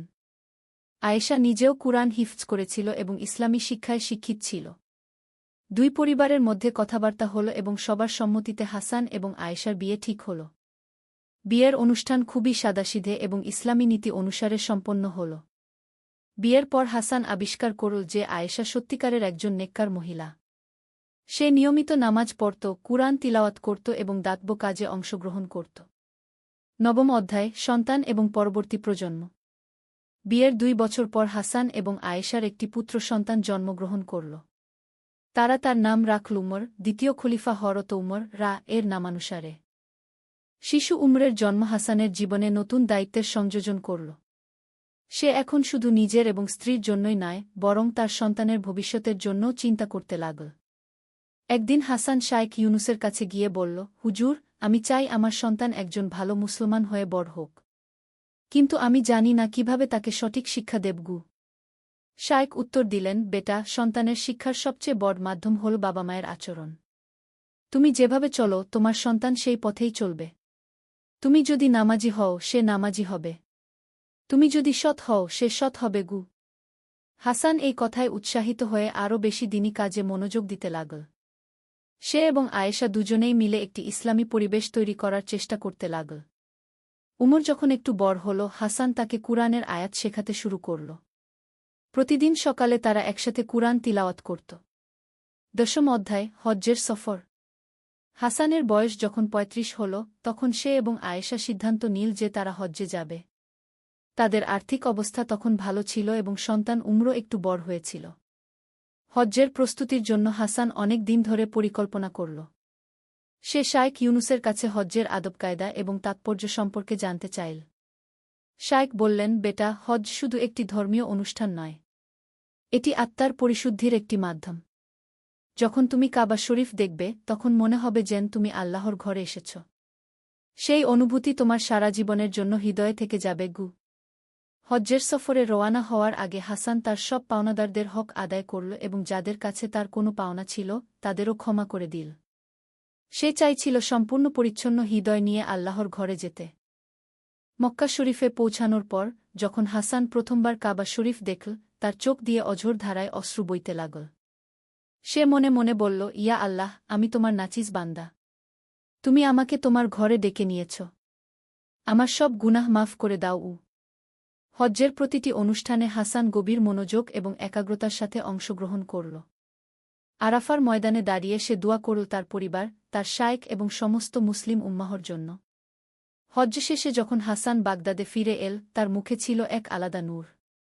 সে আগের চেয়ে আরও বেশি বিনয়ী এবং আল্লাহমুখী হয়ে গিয়েছিল। একাদশ অধ্যায়, সমাজ সংস্কার। হজ্জ থেকে ফিরে এসে হাসান তার চারপাশের সমাজের দিকে আরও বেশি মনোযোগ দিতে লাগল। সে দেখতে পেল যে অনেক মানুষ ধর্ম সম্পর্কে সঠিক জ্ঞান রাখে না এবং কুসংস্কারে লিপ্ত। একদিন হাসান শায়েখ ইউনুসের কাছে গিয়ে বলল, হুজুর, আমার মনে হচ্ছে আমাদের সমাজে দ্বীনি শিক্ষার অভাব রয়েছে। মানুষ ইসলামের নামে অনেক ভুল কাজ করছে। শায়েখ সম্মত হয়ে বললেন, তুমি ঠিক বলেছ। কিন্তু এর সমাধান কি? হাসান বলল, আমি চিন্তা করেছি যে আমরা একটি মাদ্রাসা প্রতিষ্ঠা করতে পারি যেখানে শিশুরা সঠিক ইসলামী শিক্ষা পাবে। শায়েখ এই প্রস্তাবে খুশি হলেন। চমৎকার ভাবনা। কিন্তু মাদ্রাসার পাশাপাশি বয়স্কদের জন্য শিক্ষার ব্যবস্থা করতে হবে। হাসান এবং তার কয়েকজন বন্ধু মিলে একটি মাদ্রাসা প্রতিষ্ঠা করল। সেখানে শুধু ধর্মীয় শিক্ষা নয়, বরং সাধারণ শিক্ষাও দেওয়া হতো। তারা চেয়েছিল যে ছাত্ররা ধার্মিক হওয়ার পাশাপাশি জ্ঞানী এবং দক্ষ হয়ে উঠুক। প্রতি শুক্রবার জুমার নামাজের পর হাসান মসজিদে একটি আলোচনা সভার আয়োজন করত। সেখানে তিনি কুরআন হাদিসের আলোকে জীবনের বিভিন্ন সমস্যার সমাধান নিয়ে কথা বলতেন। ধীরে ধীরে এই কার্যক্রমের প্রভাব পুরো এলাকায় পড়তে লাগল।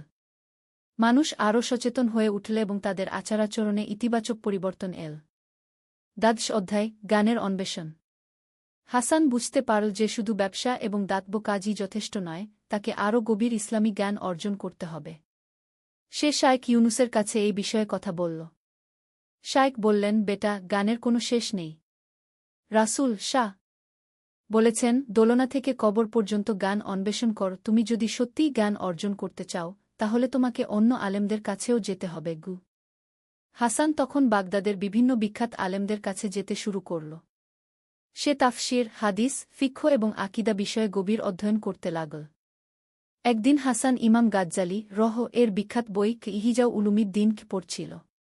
এই বইয়ে আধ্যাত্মিকতা এবং আত্মশুদ্ধির বিষয়ে বিস্তারিত আলোচনা ছিল।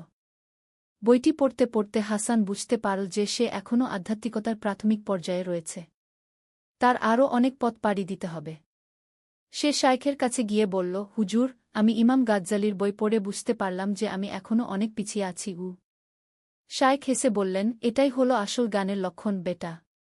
যত বেশি তুমি জানবে তত বেশি বুঝবে যে তুমি কত কম জান। এই বোধ তোমাকে আরও বিনয়ী এবং আল্লাহর কাছে আরও নিবেদিতপ্রাণ করে তুলবে। ত্রয়োদশ অধ্যায়, পরীক্ষা এবং বিপদ। জীবনে যখন সবকিছু ভালো চলছিল তখনই হাসানের জীবনে আরেকটি বড় পরীক্ষা এল। তার প্রিয় শায়েখ ইউনুস গুরুতর অসুস্থ হয়ে পড়লেন। হাসান প্রতিদিন শায়েখের সেবা করতে যেত। একদিন শায়েখ তাকে কাছে ডেকে বললেন, বেটা, আমার সময় শেষ হয়ে আসছে। আমি তোমাকে কিছু কথা বলে যেতে চাই। হাসানের চোখে পানি এসে গেল। হুজুর, এসব কথা বলবেন না। আল্লাহ আপনাকে সুস্থ করে দেবেন। বেটা, শায়েখ দুর্বল গলায় বললেন, মৃত্যু সবার জন্যই নির্ধারিত। কিন্তু মৃত্যুর পর কি থাকে সেটাই আসল। তুমি যে পথে চলেছ সেই পথেই চলতে থাকবে। মানুষের সেবা করবে, দ্বীনের প্রচার করবে এবং সর্বদা আল্লাহকে ভয় করে চলবে। কয়েকদিন পর শায়েখ ইউনুস ইন্তেকাল করলেন। তার জানাজায় হাজার হাজার মানুষ অংশগ্রহণ করল। হাসান বুঝতে পারল যে তিনি কত বড় একজন মানুষ ছিলেন। শাইখের মৃত্যুর পর হাসান খুব দুঃখিত হয়ে পড়ল। সে অনুভব করল যেন তার জীবনের একটি অংশ চলে গেছে। 14 অধ্যায় নেতৃত্বের দায়িত্ব। শাইখ ইউনুসের মৃত্যুর পর এলাকার মানুষ হাসানের কাছে আসতে শুরু করল। তারা তাদের বিভিন্ন সমস্যার সমাধান চাইত এবং দ্বীনি বিষয়ে পরামর্শ নিত। হাসান প্রথমে এই দায়িত্ব নিতে দ্বিধা করল, কিন্তু পরে সে বুঝল যে এটা আল্লাহর পক্ষ থেকে তার উপর অর্পিত একটি দায়িত্ব। সে শাইখের খানকা নিজের তত্ত্বাবধানে নিল এবং সেখানে দ্বীনি শিক্ষা এবং আধ্যাত্মিক সাধনার কার্যক্রম চালু রাখল। হাসান দেখল যে সমাজে অনেক সমস্যা রয়েছে: দরিদ্রতা, অশিক্ষা, কুসংস্কার এবং নৈতিক অবক্ষয়। সে এগুলোর সমাধানের জন্য একটি সামগ্রিক পরিকল্পনা করল। প্রথমে সে গরিব পরিবারের শিশুদের জন্য বিনামূল্যে শিক্ষার ব্যবস্থা করল। দ্বিতীয়ত, প্রাপ্তবয়স্কদের জন্য বিভিন্ন দক্ষতা উন্নয়নের কোর্স চালু করল। তৃতীয়ত, স্বাস্থ্যসেবার জন্য একটি চিকিৎসা কেন্দ্র প্রতিষ্ঠা করল। 15 অধ্যায় পরিবারের সাথে সময়। এত ব্যস্ততার মধ্যেও হাসান তার পরিবারের জন্য সময় বের করত। তার ছেলে উমর তখন 10 বছরের হয়েছিল এবং সে একজন মেধাবী এবং ধার্মিক শিশু হিসেবে বেড়ে উঠছিল। হাসান প্রতিদিন সন্ধ্যায় উমরের সাথে বসে কুরআন হাদিসের আলোচনা করত। সে চাইত উমর শুধু বই পড়ে জ্ঞান অর্জন না করে, বরং বাস্তব জীবনে তা প্রয়োগ করতে শিখুক। একদিন উমর তার বাবাকে প্রশ্ন করল, আব্বু, আপনি এত কাজ করেন কেন? আমাদের তো অনেক টাকা আছে। আপনি চাইলে আরাম করে থাকতে পারতেন গে। হাসান তার ছেলের দিকে তাকিয়ে বলল, বেটা, আল্লাহ আমাদের যে সামর্থ্য দিয়েছেন তা শুধু আমাদের ভোগের জন্য নয়। এটা একটা আমানত। আমাদের দায়িত্ব হল এই আমানত সঠিকভাবে ব্যবহার করা। কিন্তু আব্বু, অন্যরা কেন এভাবে কাজ করে না? সবার সামর্থ্য এক নয় বেটা। যার যত সামর্থ্য সে ততটা দায়িত্ব পালন করবে। আর মনে রেখো, যত বেশি দেওয়া হয়েছে তত বেশি জবাবদিহি করতে হবে। উমর তার বাবার কথায় অনুপ্রাণিত হল এবং সেও তার সাধ্যমতো সামাজিক কাজে অংশ নিতে শুরু করল। 16 অধ্যায় আন্তর্জাতিক যোগাযোগ। হাসানের কাজের খবর বাগদাদের বাইরেও ছড়িয়ে পড়ল। বিভিন্ন শহর থেকে আলেম এবং সমাজসেবীরা তার সাথে দেখা করতে আসতে লাগল। একদিন দামেস্ক থেকে একজন বিখ্যাত আলেম হাসানের কাছে এলেন। তার নাম ছিল শাইখ আব্দুর রহমান। তিনি হাসানের কাজ দেখে খুবই প্রভাবিত হলেন। ভাই হাসান, তিনি বললেন, আল্লাহ তোমাকে অনেক তৌফিক দিয়েছেন, কিন্তু আমি মনে করি তোমার এই কাজ শুধু বাগদাদেই সীমাবদ্ধ রাখা উচিত নয়। এটা আরও বিস্তৃত করা দরকার। হাসান আগ্রহের সাথে জিজ্ঞেস করল, কিভাবে? আমরা একটি নেটওয়ার্ক তৈরি করতে পারি, শাইখ আব্দুর রহমান বললেন। বিভিন্ন শহরের আলেম এবং সমাজসেবীদের মধ্যে যোগাযোগ রক্ষা করে আমরা আরও বড় পরিসরে কাজ করতে পারি। এই ধারণা হাসানের খুব ভালো লাগল। তারা একসাথে মিলে একটি পরিকল্পনা তৈরি করল। পরবর্তী কয়েক বছরে এই নেটওয়ার্ক অনেক বিস্তৃত হল। বিভিন্ন শহরে শিক্ষা প্রতিষ্ঠান, স্বাস্থ্যসেবা কেন্দ্র এবং দাতব্য প্রতিষ্ঠান গড়ে উঠল। 17 অধ্যায় জীবনের শেষ পর্যায়ে। হাসানের বয়স যখন 50 পেরিয়ে গেল, তখন সে আরও বেশি আত্মসমালোচনা এবং আখিরাতের চিন্তা করতে লাগল। সে প্রতিদিন বেশি বেশি ইবাদত করত এবং আল্লাহর কাছে তাওবা করত। একদিন সে তার ছেলে উমরকে, যে তখন 25 বছরের যুবক হয়েছিল, ডেকে বলল, বেটা, এখন তুমি আমার কাজের দায়িত্ব নিতে পার। আমি চাই তুমি যোগ্যতার সাথে এই দায়িত্ব পালন করব। উমর বলল, আব্বু, আমি এখনও তৈরি নই। আমার আরও শেখার দরকার। তোমার যথেষ্ট প্রস্তুতি হয়েছে, হাসান বলল। এবং মনে রেখো, কাজ করতে করতেই শেখা হয়। তবে সব সময় নিয়ত পরিশুদ্ধ রাখবে এবং আল্লাহর সাহায্য চাইবে। হাসান ধীরে ধীরে তার কাজকর্মের দায়িত্ব উমর এবং অন্যান্য যোগ্য ব্যক্তিদের হাতে ছেড়ে দিতে লাগল। সে নিজে বেশি সময় ইবাদত এবং আধ্যাত্মিক সাধনায় কাটাতে লাগল। 18 অধ্যায় জীবনের উপসংহার। হাসানের বয়স যখন 55 হল, তখন একদিন রাতে সে একটি স্বপ্ন দেখল। স্বপনে সে দেখল যে তার প্রিয় শাইখ ইউনুস তার কাছে এসে বলছেন, বেটা, তুমি তোমার কাজ সম্পন্ন করেছ। এখন আল্লাহর সাক্ষাতের জন্য প্রস্তুত হও। স্বপ্ন থেকে জেগে উঠে হাসান বুঝল যে তার সময় শেষ হয়ে আসছে। সে তার সব কাজকর্ম গুছিয়ে নিল এবং পরিবার ও বন্ধুদের কাছে বিদায় নিল। কয়েক মাস পর হাসান অসুস্থ হয়ে পড়ল, কিন্তু তার চেহারায় ছিল গভীর প্রশান্তি। সে জানত যে সে তার জীবন আল্লাহর সন্তুষ্টির জন্য কাটিয়েছে।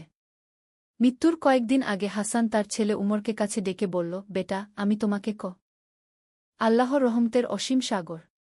প্রথম অধ্যায় হারিয়ে যাওয়া আলো। বাগদাদের এক প্রান্তে তিগ্রিস নদীর তীরে একটি ছোট্ট গ্রাম ছিল। গ্রামের নাম ছিল নুরানপুর আলোর শহর। কিন্তু বিধিবাম সেই আলোর শহরেই বাস করত এক যুবক, যার অন্তরে কোনো আলো ছিল না। তার নাম ছিল হারিস ইবনে উমর। হারিস ছিল একজন দক্ষ কারিগর। তার হাতের কাজ দেখে মানুষ মুগ্ধ হয়ে যেত। কিন্তু তার হৃদয় ছিল পাথরের মতো কঠিন। সে আল্লাহকে বিশ্বাস করত না। নামাজ, রোজা, হজ এসব তার কাছে অর্থহীন মনে হতো। সে মনে করত মানুষের ভাগ্য তার নিজের হাতেই নির্ধারিত হয়, আল্লাহ নামে কোনো শক্তির প্রয়োজন নেই। হারিসের বাবা আবু বকর ছিলেন একজন নেককার মুসলিম। তিনি দিনরাত তার ছেলের হেদায়েতের জন্য দোয়া করতেন। মা ফাতিমাও রাত জেগে কান্নাকাটি করতেন। কিন্তু হারিসের মন যেন পাথরের চেয়েও শক্ত হয়ে গিয়েছিল। একদিন সকালে হারিস তার কর্মশালায় বসে একটি সুন্দর কাঠের সিন্দুক তৈরি করছিল। তার কাজের নিপুণতা দেখে সবাই মুগ্ধ হয়ে যেত। ঠিক সেই মুহূর্তে তার কর্মশালায় এলেন শেখ আহমদ, গ্রামের প্রধান ইমাম। তিনি ছিলেন অত্যন্ত জ্ঞানী এবং ধার্মিক একজন মানুষ। আসসালামু আলাইকুম হারিস, কি শেখ আহমদ সালাম দিলেন। হারিস মাথা তুলে তাকাল, কিন্তু সালামের জবাব দিল না। কি চান শেখ সাহেব? তোমার কাজ দেখে আসলাম। সত্যিই অসাধারণ। আল্লাহ তোমাকে কত সুন্দর হাত দিয়েছেন। আল্লাহর কি আর অভাব আছে? এসব আমার নিজের মেধা আর পরিশ্রমের ফল, হারিস ঠান্ডা গলায় বলল। শেখ আহমদ দীর্ঘশ্বাস ফেললেন। হারিস, তুমি কি কখনো ভেবে দেখেছ এই হাত তুমি কোথায় পেলে? এই চোখ, এই মস্তিষ্ক? সবকিছু তো আল্লাহর দান। দেখুন শেখ সাহেব, আপনি আপনার ধর্মকর্ম নিয়ে থাকুন। আমাকে বোঝানোর চেষ্টা করবেন না। আমি কারো সাহায্য ছাড়াই এতদূর এসেছি। হারিস একটু রুট স্বরেই বলল। শেখ আহমদ চুপ থাকলেন কিছুক্ষণ। তারপর বললেন, আল্লাহ তোমার হৃদয়ে হেদায়েতের নূর দান করুন। আর একটা কথা মনে রেখো হারিস, গর্ভপতনের পূর্বে আসে। শেখ আহমদ চলে গেলেন। হারিস তার কাজে মন দিল। কিন্তু শেখের শেষ কথাটা তার মনে গেঁথে গেল। দুপুরের পর হারিস বাজারে গেল কিছু কাঠ কিনতে। পথে সে দেখল এক বৃদ্ধ ভিক্ষুক ক্ষুধায় কাতর হয়ে পড়ে আছে। লোকজন তাকে এড়িয়ে চলেছে। খোদার নামে একটু খাবার দিন বাবা। 3 দিন কিছু খায়নি। বৃদ্ধ কাকুতি মিনতি করছিল। হারিস তাডাল। তার পকেটে কিছু দিরহাম ছিল। একটু ভাবল, তারপর বৃদ্ধের দিকে একটি দিরহাম ছুড়ে দিয়ে বলল, নাও, কিন্তু খোদার নাম করো না। এটা আমার দয়া। বৃদ্ধ অভুক্ত হাতে দিরহামটি তুলে নিল। আল্লাহ আপনার মঙ্গল করুন বাবা। বললাম না খোদার নাম করতে, হারিস বিরক্ত হয়ে বলল। বৃদ্ধ চুপ হয়ে গেল। তার চোখে কষ্টের ছায়া পড়ল। হারিস বাজার থেকে কাঠ কিনে বাড়ি ফিরল। সন্ধ্যায় মা খাবার ডাকল। খাবার টেবিলে বসে বাবা বললেন, হারিস, আজ শেখ আহমদ তোমার কথা বলছিলেন। কি বলেছেন? হারিস প্রশ্ন করল। বলেছেন তুমি খুবই মেধাবী ছেলে, কিন্তু ঈমানের অভাবে তুমি পথভ্রষ্ট হয়ে গেছ। তিনি বলেছেন তোমার জন্য তিনি বিশেষ দোয়া করেন। হারিস হাসল। শেখ সাহেবের দোয়ায় কি আর হয়? আমি আমার মতোই ভালো আছি। হারিস, তুমি জানো না দোয়ার কত বড় শক্তি, মা ফাতিমা বললেন। আল্লাহর কাছে কিছুই অসম্ভব নয়। আম্মা, এসব বিশ্বাস করে আপনারা নিজেদের সান্ত্বনা দেন। আসলে কিছুই হয় না। হারিস উঠে গেল খাবার টেবিল থেকে। রাতে শুতে যাওয়ার আগে হারিস জানালা দিয়ে আকাশের দিকে তাকাল। অসংখ্য তারকা আকাশে জ্বলজ্বল করছিল। একটা অদ্ভুত অনুভূতি হল তার। এত সুন্দর এই মহাবিশ্ব কি সত্যিই আপনা আপনি তৈরি হয়েছে? কিন্তু পরক্ষণেই সে মাথা নেড়ে এই চিন্তা ঝেড়ে ফেল। দ্বিতীয় অধ্যায়, প্রথম আঘাত। পরের দিন সকালে হারিস তার কর্মশালায় গিয়ে দেখল, রাতে ঝড়ের কারণে তার অর্ধেক কাজ নষ্ট হয়ে গেছে। যে সুন্দর সিন্দুকটি সে তৈরি করছিল সেটি ভেঙে চুরমার হয়ে গেছে। এটা কি হল? হারিস রাগে ফেটে পড়ল।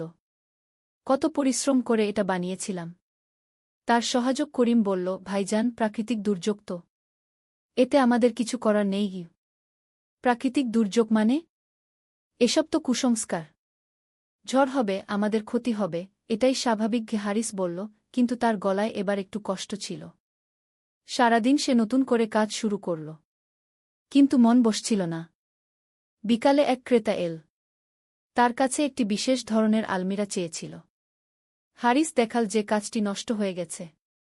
কবে দিতে পারবেন? ক্রেতা জিজ্ঞেস করল। আরও 1 সপ্তাহ লাগবে। হারিস বলল। তাহলে আর দরকার নেই। অন্য কারিগরের কাছে চলে যাব। ক্রেতা চলে গেল। হারিসের মুখ শুকিয়ে গেল। এই অর্ডারটি তার অনেক বড় আয়ের উৎস ছিল। সন্ধ্যায় বাড়ি ফিরে সে মা বাবাকে সব ঘটনা বলল। আল্লাহর মর্জি বাবা আবু বকর বললেন, হয়তো এর মধ্যে কোনো কল্যাণ আছে গি। আবার শুরু। সবকিছুতেই আল্লাহর মর্জি। ঝড় হওয়াটা প্রাকৃতিক ঘটনা, আবার আল্লাহর মর্জি কি? হারিস বিরক্ত হয়ে বলল। হারিস, তুমি জানো না, আল্লাহ কখনো কখনো আমাদের পরীক্ষা করেন। এই যে তোমার ক্ষতি হল, হয়তো এর মাধ্যমে তিনি তোমাকে কোনো বড় শিক্ষা দিতে চান। মা বললেন। হারিস কিছু বলল না। কিন্তু ভেতরে ভেতরে সে একটু চিন্তিত হয়ে পড়ল। রাতে ঘুমের মধ্যে হারিস একটি স্বপ্ন দেখল সে এক বিশাল মরুভূমিতে একা হাঁটছে। চারদিকে কোনো মানুষ নেই। প্রচণ্ড গরম আর তৃষ্ণায় সে কাতর হয়ে উঠেছে। হঠাৎ দূরে একটি ওয়েসিস দেখতে পেল। দৌড়ে গিয়ে দেখে সেখানে পানি নেই, শুধু বালু। ভোরে ঘুম ভেঙে গেল। স্বপ্নটা খুবই বিচিত্র লাগল তার। কেন এমন স্বপ্ন দেখল? পরের কয়েকদিন হারিস কঠোর পরিশ্রম করল। নতুন করে সিন্দুকটি বানাতে শুরু করল। কিন্তু কাজে মন বসছিল না। মাঝে মাঝে মনে হচ্ছিল সব কিছু যেন তার নিয়ন্ত্রণের বাইরে চলে যাচ্ছে। একদিন কাজ করতে করতে হঠাৎ তার হাতে কাঠ কাটার যন্ত্র লেগে গেল। হাতে গভীর জখম হল। রক্তে ভেসে গেল কর্মশালা। আল্লাহ! এটা কি হল? করিম চিৎকার করে উঠল। হারিস তার হাতের দিকে তাকাল। প্রচুর রক্ত পড়ছে। ব্যথায় কাতর হয়ে পড়ল সে। করিম তাড়াতাড়ি একটি কাপড় দিয়ে ক্ষতস্থান বেঁধে দিল। চলুন, হকিম সাহেবের কাছে যেতে হবে গু। হকিম সাহেব ক্ষত দেখে বললেন, বেশ গভীর কেটেছে। কয়েকদিন হাত নাড়াতে পারবে না। কাজকর্ম বন্ধ রাখতে হবে। হারিস নীরব হয়ে গেল। হাত না নড়লে সে কি করবে? কাজ বন্ধ মানে আয় বন্ধ। বাড়ি ফিরে সে বিছানায় শুয়ে রইল। মা খাবার নিয়ে এল। খাও বাবা। আল্লাহ তোমাকে তাড়াতাড়ি ভালো করে দেবেন। মা বললেন। আম্মা, আপনারা সবসময় আল্লাহর নাম করেন কেন? আমার হাত কেটেছে প্রাকৃতিক কারণে। ওটা ভালো হবেও প্রাকৃতিক নিয়মে। হারিস ক্লান্ত গলায় বলল। মা চুপ থাকলেন। কিন্তু তার চোখে পানি চলে এল। রাতে হারিস আবার সেই মরুভূমির স্বপ্ন দেখল। এবার দেখল সে মরুভূমিতে পড়ে আছে। খুবই অসহায় লাগছে। হঠাৎ দূর থেকে একটি কণ্ঠস্বর ভেসে এল, হে হারিস, তুমি কি এখনো মনে কর তুমি একা পারো? হারিস ঘুম থেকে উঠল। ঘাম দিয়ে ভেসে যাচ্ছে। স্বপ্নটা এত স্পষ্ট মনে হচ্ছিল যেন বাস্তব। তৃতীয় অধ্যায়, ভাঙন। 3 দিন পর হারিসের হাত একটু ভালো হল। সে আবার কর্মশালায় গেল। কিন্তু সেখানে গিয়ে আরেকটি দুঃসংবাদ পেল। তার সবচেয়ে বড় ক্রেতা আলী ইবনে হাসান এসেছিলেন। তিনি বলে গেছেন যে অন্য কারিগরের কাছে অর্ডার দিয়েছেন। কেন? আমার কাজ কি ভালো না? হারিস করিমকে জিজ্ঞেস করল। ভাইজান, তিনি বলেছেন আপনার কাজ খুবই ভালো। কিন্তু আপনি যেভাবে ক্রেতাদের সাথে কথা বলেন, তাতে তারা মনে কষ্ট পান। করিম লজ্জিত গলায় বলল। কিভাবে কথা বলি আমি? ভাইজান, আপনি অনেক সময় তাদের সাথে রুট ব্যবহার করেন। আর যখন তারা আল্লাহ হাফেজ বা ইনশাআল্লাহ এসব বলেন, আপনি রেগে যান। এতে তারা মনে কষ্ট পান। হারিসের মাথায় বজ্রপাত হল। তার সব ক্রেতা তাহলে এভাবেই চলে যাবে? আচ্ছা, আপনি একটু সবার সাথে নরম ব্যবহার করেন। আর তাদের ধর্মীয় কথাবার্তায় বাধা দেবেন না। করিম পরামর্শ দিল। হারিস কিছু বলল না। কিন্তু মনে মনে ভাবল, তাহলে কি ব্যবসা বাঁচাতে তাকে ভণ্ডামি করতে হবে? পরের কয়েকদিন হারিস চেষ্টা করল ক্রেতাদের সাথে একটু নরম ব্যবহার করতে। কিন্তু যখনই কেউ আল্লাহ শব্দটি উচ্চারণ করত, তার ভেতরে একটা অস্বস্তি হতো। একদিন এক ক্রেতা এসে বলল, ইনশাআল্লাহ, আপনার বানানো আলমিরাটি আমার খুব পছন্দ হয়েছে। আল্লাহ আপনার হাতে বরকত দিয়েছেন গু।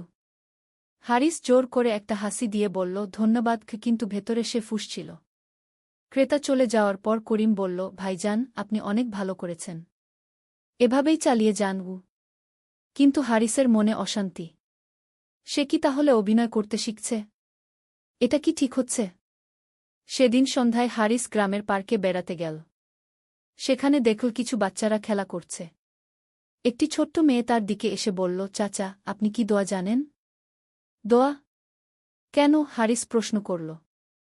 আমার আম্মা অসুস্থ। আমি সবাইকে বলেছি আমার আম্মার জন্য দোয়া করতে। আপনিও করবেন? হারিস অস্বস্তিতে পড়ল। আমি আমি দোয়া জানি না গু। ছোট্ট মেয়েটি অবাক হয়ে তাকাল। কিভাবে হয় চাচা? সবাই তো দোয়া জানে। রাব্বানা আতিনা ফিদ দুনিয়া হাসানাতা ওয়া ফিল আখিরাতি হাসানাতা ওয়া কিনা আয়াবান নার। ছোট্ট মেয়েটির মুখ থেকে সুন্দর আরবি উচ্চারণ শুনে হারিসের মনে একটা অদ্ভুত অনুভূতি হল। এত ছোট একটা বাচ্চা এত সুন্দর করে দোয়া বলতে পারে, আর সে একজন পূর্ণবয়স্ক মানুষ হয়ে কোনো দোয়া জানে না। চাচা, আপনি কি দোয়া করবেন আমার আম্মার জন্য? মেয়েটি আবার জিজ্ঞেস করল। হারিস কি বলবে বুঝতে পারল না। অবশেষে বলল, তোমার আম্মা ভালো হয়ে যাবে। ডাক্তারের ওষুধ খেলেই ভালো হবে উই। মেয়েটি মাথা নেড়ে বলল, না চাচা, ওষুধ তো আল্লাহর একটা মাধ্যম মাত্র। আসল শেফা তো আল্লাহর কাছ থেকেই আসে গি। হারিস স্তব্ধ হয়ে গেল। এত ছোট একটা বাচ্চা এত গভীর কথা বলছে। বাড়ি ফেরার সময় হারিসের মনে নানা প্রশ্ন ঘুরপাক খাচ্ছিল। সবাই কেন এত আত্মবিশ্বাসের সাথে আল্লাহর কথা বলে? তারা কি এমন কিছু জানে যা সে জানে না? রাতে খাবারের সময় হারিস বাবাকে প্রশ্ন করল, আব্বা, আপনি কিভাবে এত নিশ্চিত যে আল্লাহ আছেন? আবু বকর অবাক হয়ে পুত্রের দিকে তাকালেন। অনেকদিন পর হারিস এ ধরনের প্রশ্ন করেছে। বাবা, আমার হৃদয়ে আল্লাহর অস্তিত্ব অনুভব করি। এই সুন্দর পৃথিবী, এই নিয়মতান্ত্রিক মহাবিশ্ব, আমার অস্তিত্ব, সবকিছুই আল্লাহর অস্তিত্বের প্রমাণ গু। কিন্তু এসব তো প্রাকৃতিক নিয়মেও হতে পারে গি। হ্যাঁ, পারে। কিন্তু এই প্রাকৃতিক নিয়ম কে তৈরি করেছে? এই সুষম পৃথিবী, এই নিখুঁত মহাজাগতিক ব্যবস্থা, এসব কি আপনা আপনি হয়েছে? হারিস চুপ থাকল। এই প্রশ্নের উত্তর তার জানা নেই। আর একটা কথা হারিস, বাবা অব্যাহত রাখলেন, তুমি যখন কোনো সমস্যায় পড়, তখন তোমার মনে কি কখনো এই ইচ্ছা হয় না যে কেউ যদি তোমাকে সাহায্য করত? হারিস ভাবল। হ্যাঁ, এই অনুভূতি তার হয়েছে। বিশেষ করে গত কয়েকদিনে। সেই সাহায্যকারী হলেন আল্লাহ। তিনি সর্বদা আমাদের সাথে আছেন। শুধু আমাদের তার দিকে ফিরতে হয় গিয়ে। হারিস আর কিছু বলল না। কিন্তু বাবার কথাগুলো তার মনে গভীর রেখাপাত করল। চতুর্থ অধ্যায়, অন্ধকার রাত। পরের দিন সকালে হারিস কর্মশালায় গিয়ে দেখল রাতে চুরি হয়েছে। তার সব দামি যন্ত্রপাতি চুরি হয়ে গেছে। যে সামান্য কিছু কাজ সে শেষ করেছিল সেগুলোও নিয়ে গেছে চোরেরা। হারিস মাটিতে বসে পড়ল। এ যেন তার জীবনের সবচেয়ে বড় আঘাত। সবকিছু শেষ হয়ে গেল। করিম দৌড়ে এসে বলল, ভাইজান, আমি গ্রাম প্রধানকে খবর দিয়েছি। তিনি আসছেন গু। হারিস কিছু বলল না। শুধু চোখ বন্ধ করে বসে রইল। মনে হচ্ছিল যেন সবকিছুর অবসান হয়ে গেছে। গ্রাম প্রধান এসে পরিস্থিতি দেখে বললেন, হারিস, আমি সবার সাথে খোঁজ নেব। তবে এসব দুর্বৃত্ত খুঁজে পাওয়া কঠিন গু। এখন আমি কি করব? হারিস নিরাশ গলা জিজ্ঞেস করল। আল্লাহর উপর ভরসা রাখো। তিনি অবশ্যই কোনো না কোনো পথ বের করে দেবেন গু। আল্লাহ? সবাই শুধু আল্লাহর কথা বলে। হারিস রেগে উঠল। আমার সব শেষ হয়ে গেছে, আর আপনারা আল্লাহর কথা বলছেন? গ্রাম প্রধান শান্তভাবে বললেন, হারিস, তুমি এতদিন নিজের উপর ভরসা রেখেছ। কিন্তু দেখো নিজের শক্তি কত সীমিত। এখন হয়তো সময় এসেছে অন্য কোনো সাহায্যের কথা ভাবার গু। হারিস কোনো উত্তর দিল না। বাড়ি ফিরে সে মা বাবাকে সব ঘটনা বলল। মা কাঁদতে লাগলেন। বাবা তাকে সান্ত্বনা দিতে চেষ্টা করলেন। হারিস, এটা হয়তো আল্লাহর পক্ষ থেকে একটা পরীক্ষা। তিনি দেখতে চান তুমি কিভাবে এই বিপদের মোকাবেলা করগু। আব্বা, পরীক্ষা মানে কি? আল্লাহ কি এত নিষ্ঠুর যে মানুষের সবকিছু কেড়ে নিয়ে পরীক্ষা করেন? হারিসের গলায় এবার যন্ত্রণা। না বাবা, আল্লাহ নিষ্ঠুর নন। তিনি অত্যন্ত দয়ালু। কিন্তু কখনো কখনো আমাদের ভুল পথে যেতে দেখে তিনি আমাদের সঠিক পথে ফেরানোর জন্য এমন কিছু ঘটান গু। হারিস রাতভর ঘুমাতে পারল না। সারা রাত জানালায় দাঁড়িয়ে আকাশের দিকে তাকিয়ে রইল। প্রথমবারের মতো তার মনে হল সে সত্যিই একা। চারদিকে অন্ধকার ছাড়া কিছু নেই। হঠাৎ তার মরুভূমির স্বপ্নের কথা মনে পড়ল। সেখানেও সে একা ছিল। আর আজ বাস্তবেও সে একা। পরের দিন হারিস বের হল কাজের খোঁজে। কিন্তু কোথাও কাজ মিলল না। সবাই বলল, আগে তুমি তো নিজেই কাজ করতে। এখন অন্যের অধীনে কাজ করবে কেন? একটা কাজ পেল কৃষক জালালের ক্ষেতে। কিন্তু পারিশ্রমিক খুবই কম। এতে তো আমার সংসার চলবে না। হারিস জালালকে বলল। ভাই, এটাই আমার সামর্থ্য। আর অনেকেই এর চেয়ে কমে কাজ করে। জালাল বলল। হারিসের কোনো উপায় নেই। সে কাজটা নিতে রাজি হল। খেতে কাজ করতে গিয়ে হারিস প্রথম বুঝল কায়িক পরিশ্রম কত কষ্টকর। সূর্যের প্রচণ্ড তাপে সারাদিন মাটি খোঁড়া, ফসল তোলা, সব কিছুই তার কাছে অসহ্য মনে হল। দুপুরে বিশ্রামের সময় অন্যান্য শ্রমিকরা ছায়ায় বসে আল্লাহর নাম জপ করছিল। কেউ কেউ নামাজ পড়ছিল। হারিস ভাই, আপনিও তো নামাজ পড়েন, ও একজন শ্রমিক বলল। আমি নামাজ পড়ি না। হারিস লজ্জিত গলায় বলল। সবাই অবাক হয়ে তাকাল। কেন ভাই? আপনি তো মুসলিম। আমার আল্লাহর উপর বিশ্বাস নেই। হারিস সোজাসুজি বলে দিল। একটা নীরবতা নেমে এল। তারপর এক বয়স্ক শ্রমিক বলল, ভাই, আমি পড়াশোনা জানি না। কিন্তু একটা কথা জানি, যে আল্লাহকে মানে না সে নিজেকে খুবই বড় ভাবে। আর যে নিজেকে খুব বড় ভাবে, আল্লাহ তাকে ছোট করে দেন। হারিসের মনে শেখ আহমদের কথা মনে পড়ল। গর্ভপতনের পূর্বে আসে গু। সন্ধ্যায় কাজ শেষ করে বাড়ি ফিরল। সারা শরীর ব্যথা, হাত পা কাঁপছে। মা খাবার নিয়ে এসে বললেন, খাও বাবা, তুমি কত কষ্ট করেছ। আম্মা, আমি কি ভুল করেছি? হঠাৎ হারিস মায়ের কাছে প্রশ্ন করল। মা অবাক হলেন। কি বলছো বাবা? আমি বলতে চাইছি, আমার জীবনে এত সমস্যা কেন? আমি কি এমন কোনো অন্যায় করেছি? মা বসে পড়লেন পাশে। হারিস, তুমি মন্দ ছেলে নও। কিন্তু তুমি যে তোমার স্রষ্টাকে অস্বীকার কর, এটা একটা বড় ভুল। যিনি তোমাকে সৃষ্টি করেছেন, তোমাকে এত কিছু দিয়েছেন, তাকে অস্বীকার করা কি ঠিক? হারিস চুপ থাকল। প্রথমবারের মতো তার মনে হল হয়তো সে ভুল পথে ছিল। আম্মা, আমি যদি আল্লাহকে বিশ্বাস করতে চাই, কিন্তু পারি না? যদি আমার মনে সন্দেহ থেকে যায়? মা হেসে বললেন, সন্দেহ থাকা স্বাভাবিক বাবা। কিন্তু সন্দেহ দূর করার চেষ্টা করতে হয়। আল্লাহর কাছে সাহায্য চাইতে হয়। কিভাবে চাইব? দোয়া কর। মনে মনে বল, হে আল্লাহ, আমি তোমাকে বিশ্বাস করতে চাই। আমার হৃদয়ে ঈমানের নূর দাও। হারিস কিছু বলল না। কিন্তু মায়ের কথাগুলো তার মনে গেঁথে গেল। রাতে ঘুমাতে যাওয়ার আগে হারিস দীর্ঘক্ষণ ছাদে দাঁড়িয়ে আকাশের দিকে তাকিয়ে রইল। অগুন্তি তারকা জ্বলজ্বল করছে। চাঁদ উঠেছে আকাশে। কত সুন্দর এই দৃশ্য! প্রথমবারের মতো হারিসের মনে একটা অনুভূতি হল, এই বিশ্বজগৎ কি সত্যিই আপনা আপনি তৈরি হয়েছে? এত নিখুঁত, এত সুন্দর একটা ব্যবস্থা কি কোনো পরিকল্পনাকারী ছাড়া সম্ভব? হঠাৎ তার মনে পড়ল, সে যখন একটা সিন্দুক বানায়, তখন কত পরিকল্পনা করে, কত নিপুণতার সাথে প্রতিটি অংশ তৈরি করে। তাহলে এই বিশাল মহাবিশ্বের কোনো নির্মাতা নেই? এই চিন্তায় মগ্ন থাকতে থাকতে কখন যে ঘুমিয়ে পড়ল, টের পেল না। পঞ্চম অধ্যায়, প্রথম আলো। পরের দিন সকালে হারিস আবার জালালের ক্ষেতে কাজ করতে গেল। আজ তার কাজ ছিল নতুন বীজ বপন করা। মাটিতে বীজ পুঁতে দিতে দিতে হারিসের মনে এক অদ্ভুত চিন্তা এল।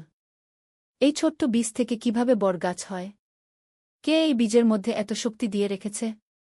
দুপুরে বিশ্রামের সময় সে জালালকে প্রশ্ন করল, জালাল ভাই, এই বীজ থেকে গাছ হয় কিভাবে? জালাল হেসে বলল, হারিস ভাই, এটা আল্লাহর অপার কুদরত। তিনি এই ছোট্ট বীজের মধ্যে এত শক্তি রেখে দিয়েছেন। কিন্তু এটা তো প্রাকৃতিক নিয়মেও ব্যাখ্যা করা যায়। হ্যাঁ ভাই, প্রাকৃতিক নিয়ম আছে। কিন্তু এই প্রাকৃতিক নিয়ম কে তৈরি করেছে? কে ঠিক করেছে যে বীজে পানি দিলে গাছ হবে, সূর্যের আলো পেলে বাড়বে? হারিস চুপ থাকল। এই প্রশ্নের উত্তর তার জানা নেই। আর একটা কথা, জালাল অব্যাহত রাখল, আপনি কি কখনো লক্ষ্য করেছেন প্রকৃতিতে কত নিখুঁত ভারসাম্য আছে? গাছ অক্সিজেন দেয়, আমরা কার্বন ডাই অক্সাইড দেই। বৃষ্টি হয়, নদীতে পানি আসে, সমুদ্রে পানি বাষ্প হয়ে আবার মেঘ হয়। এত নিখুঁত একটা ব্যবস্থা কি আপনা আপনি হতে পারে?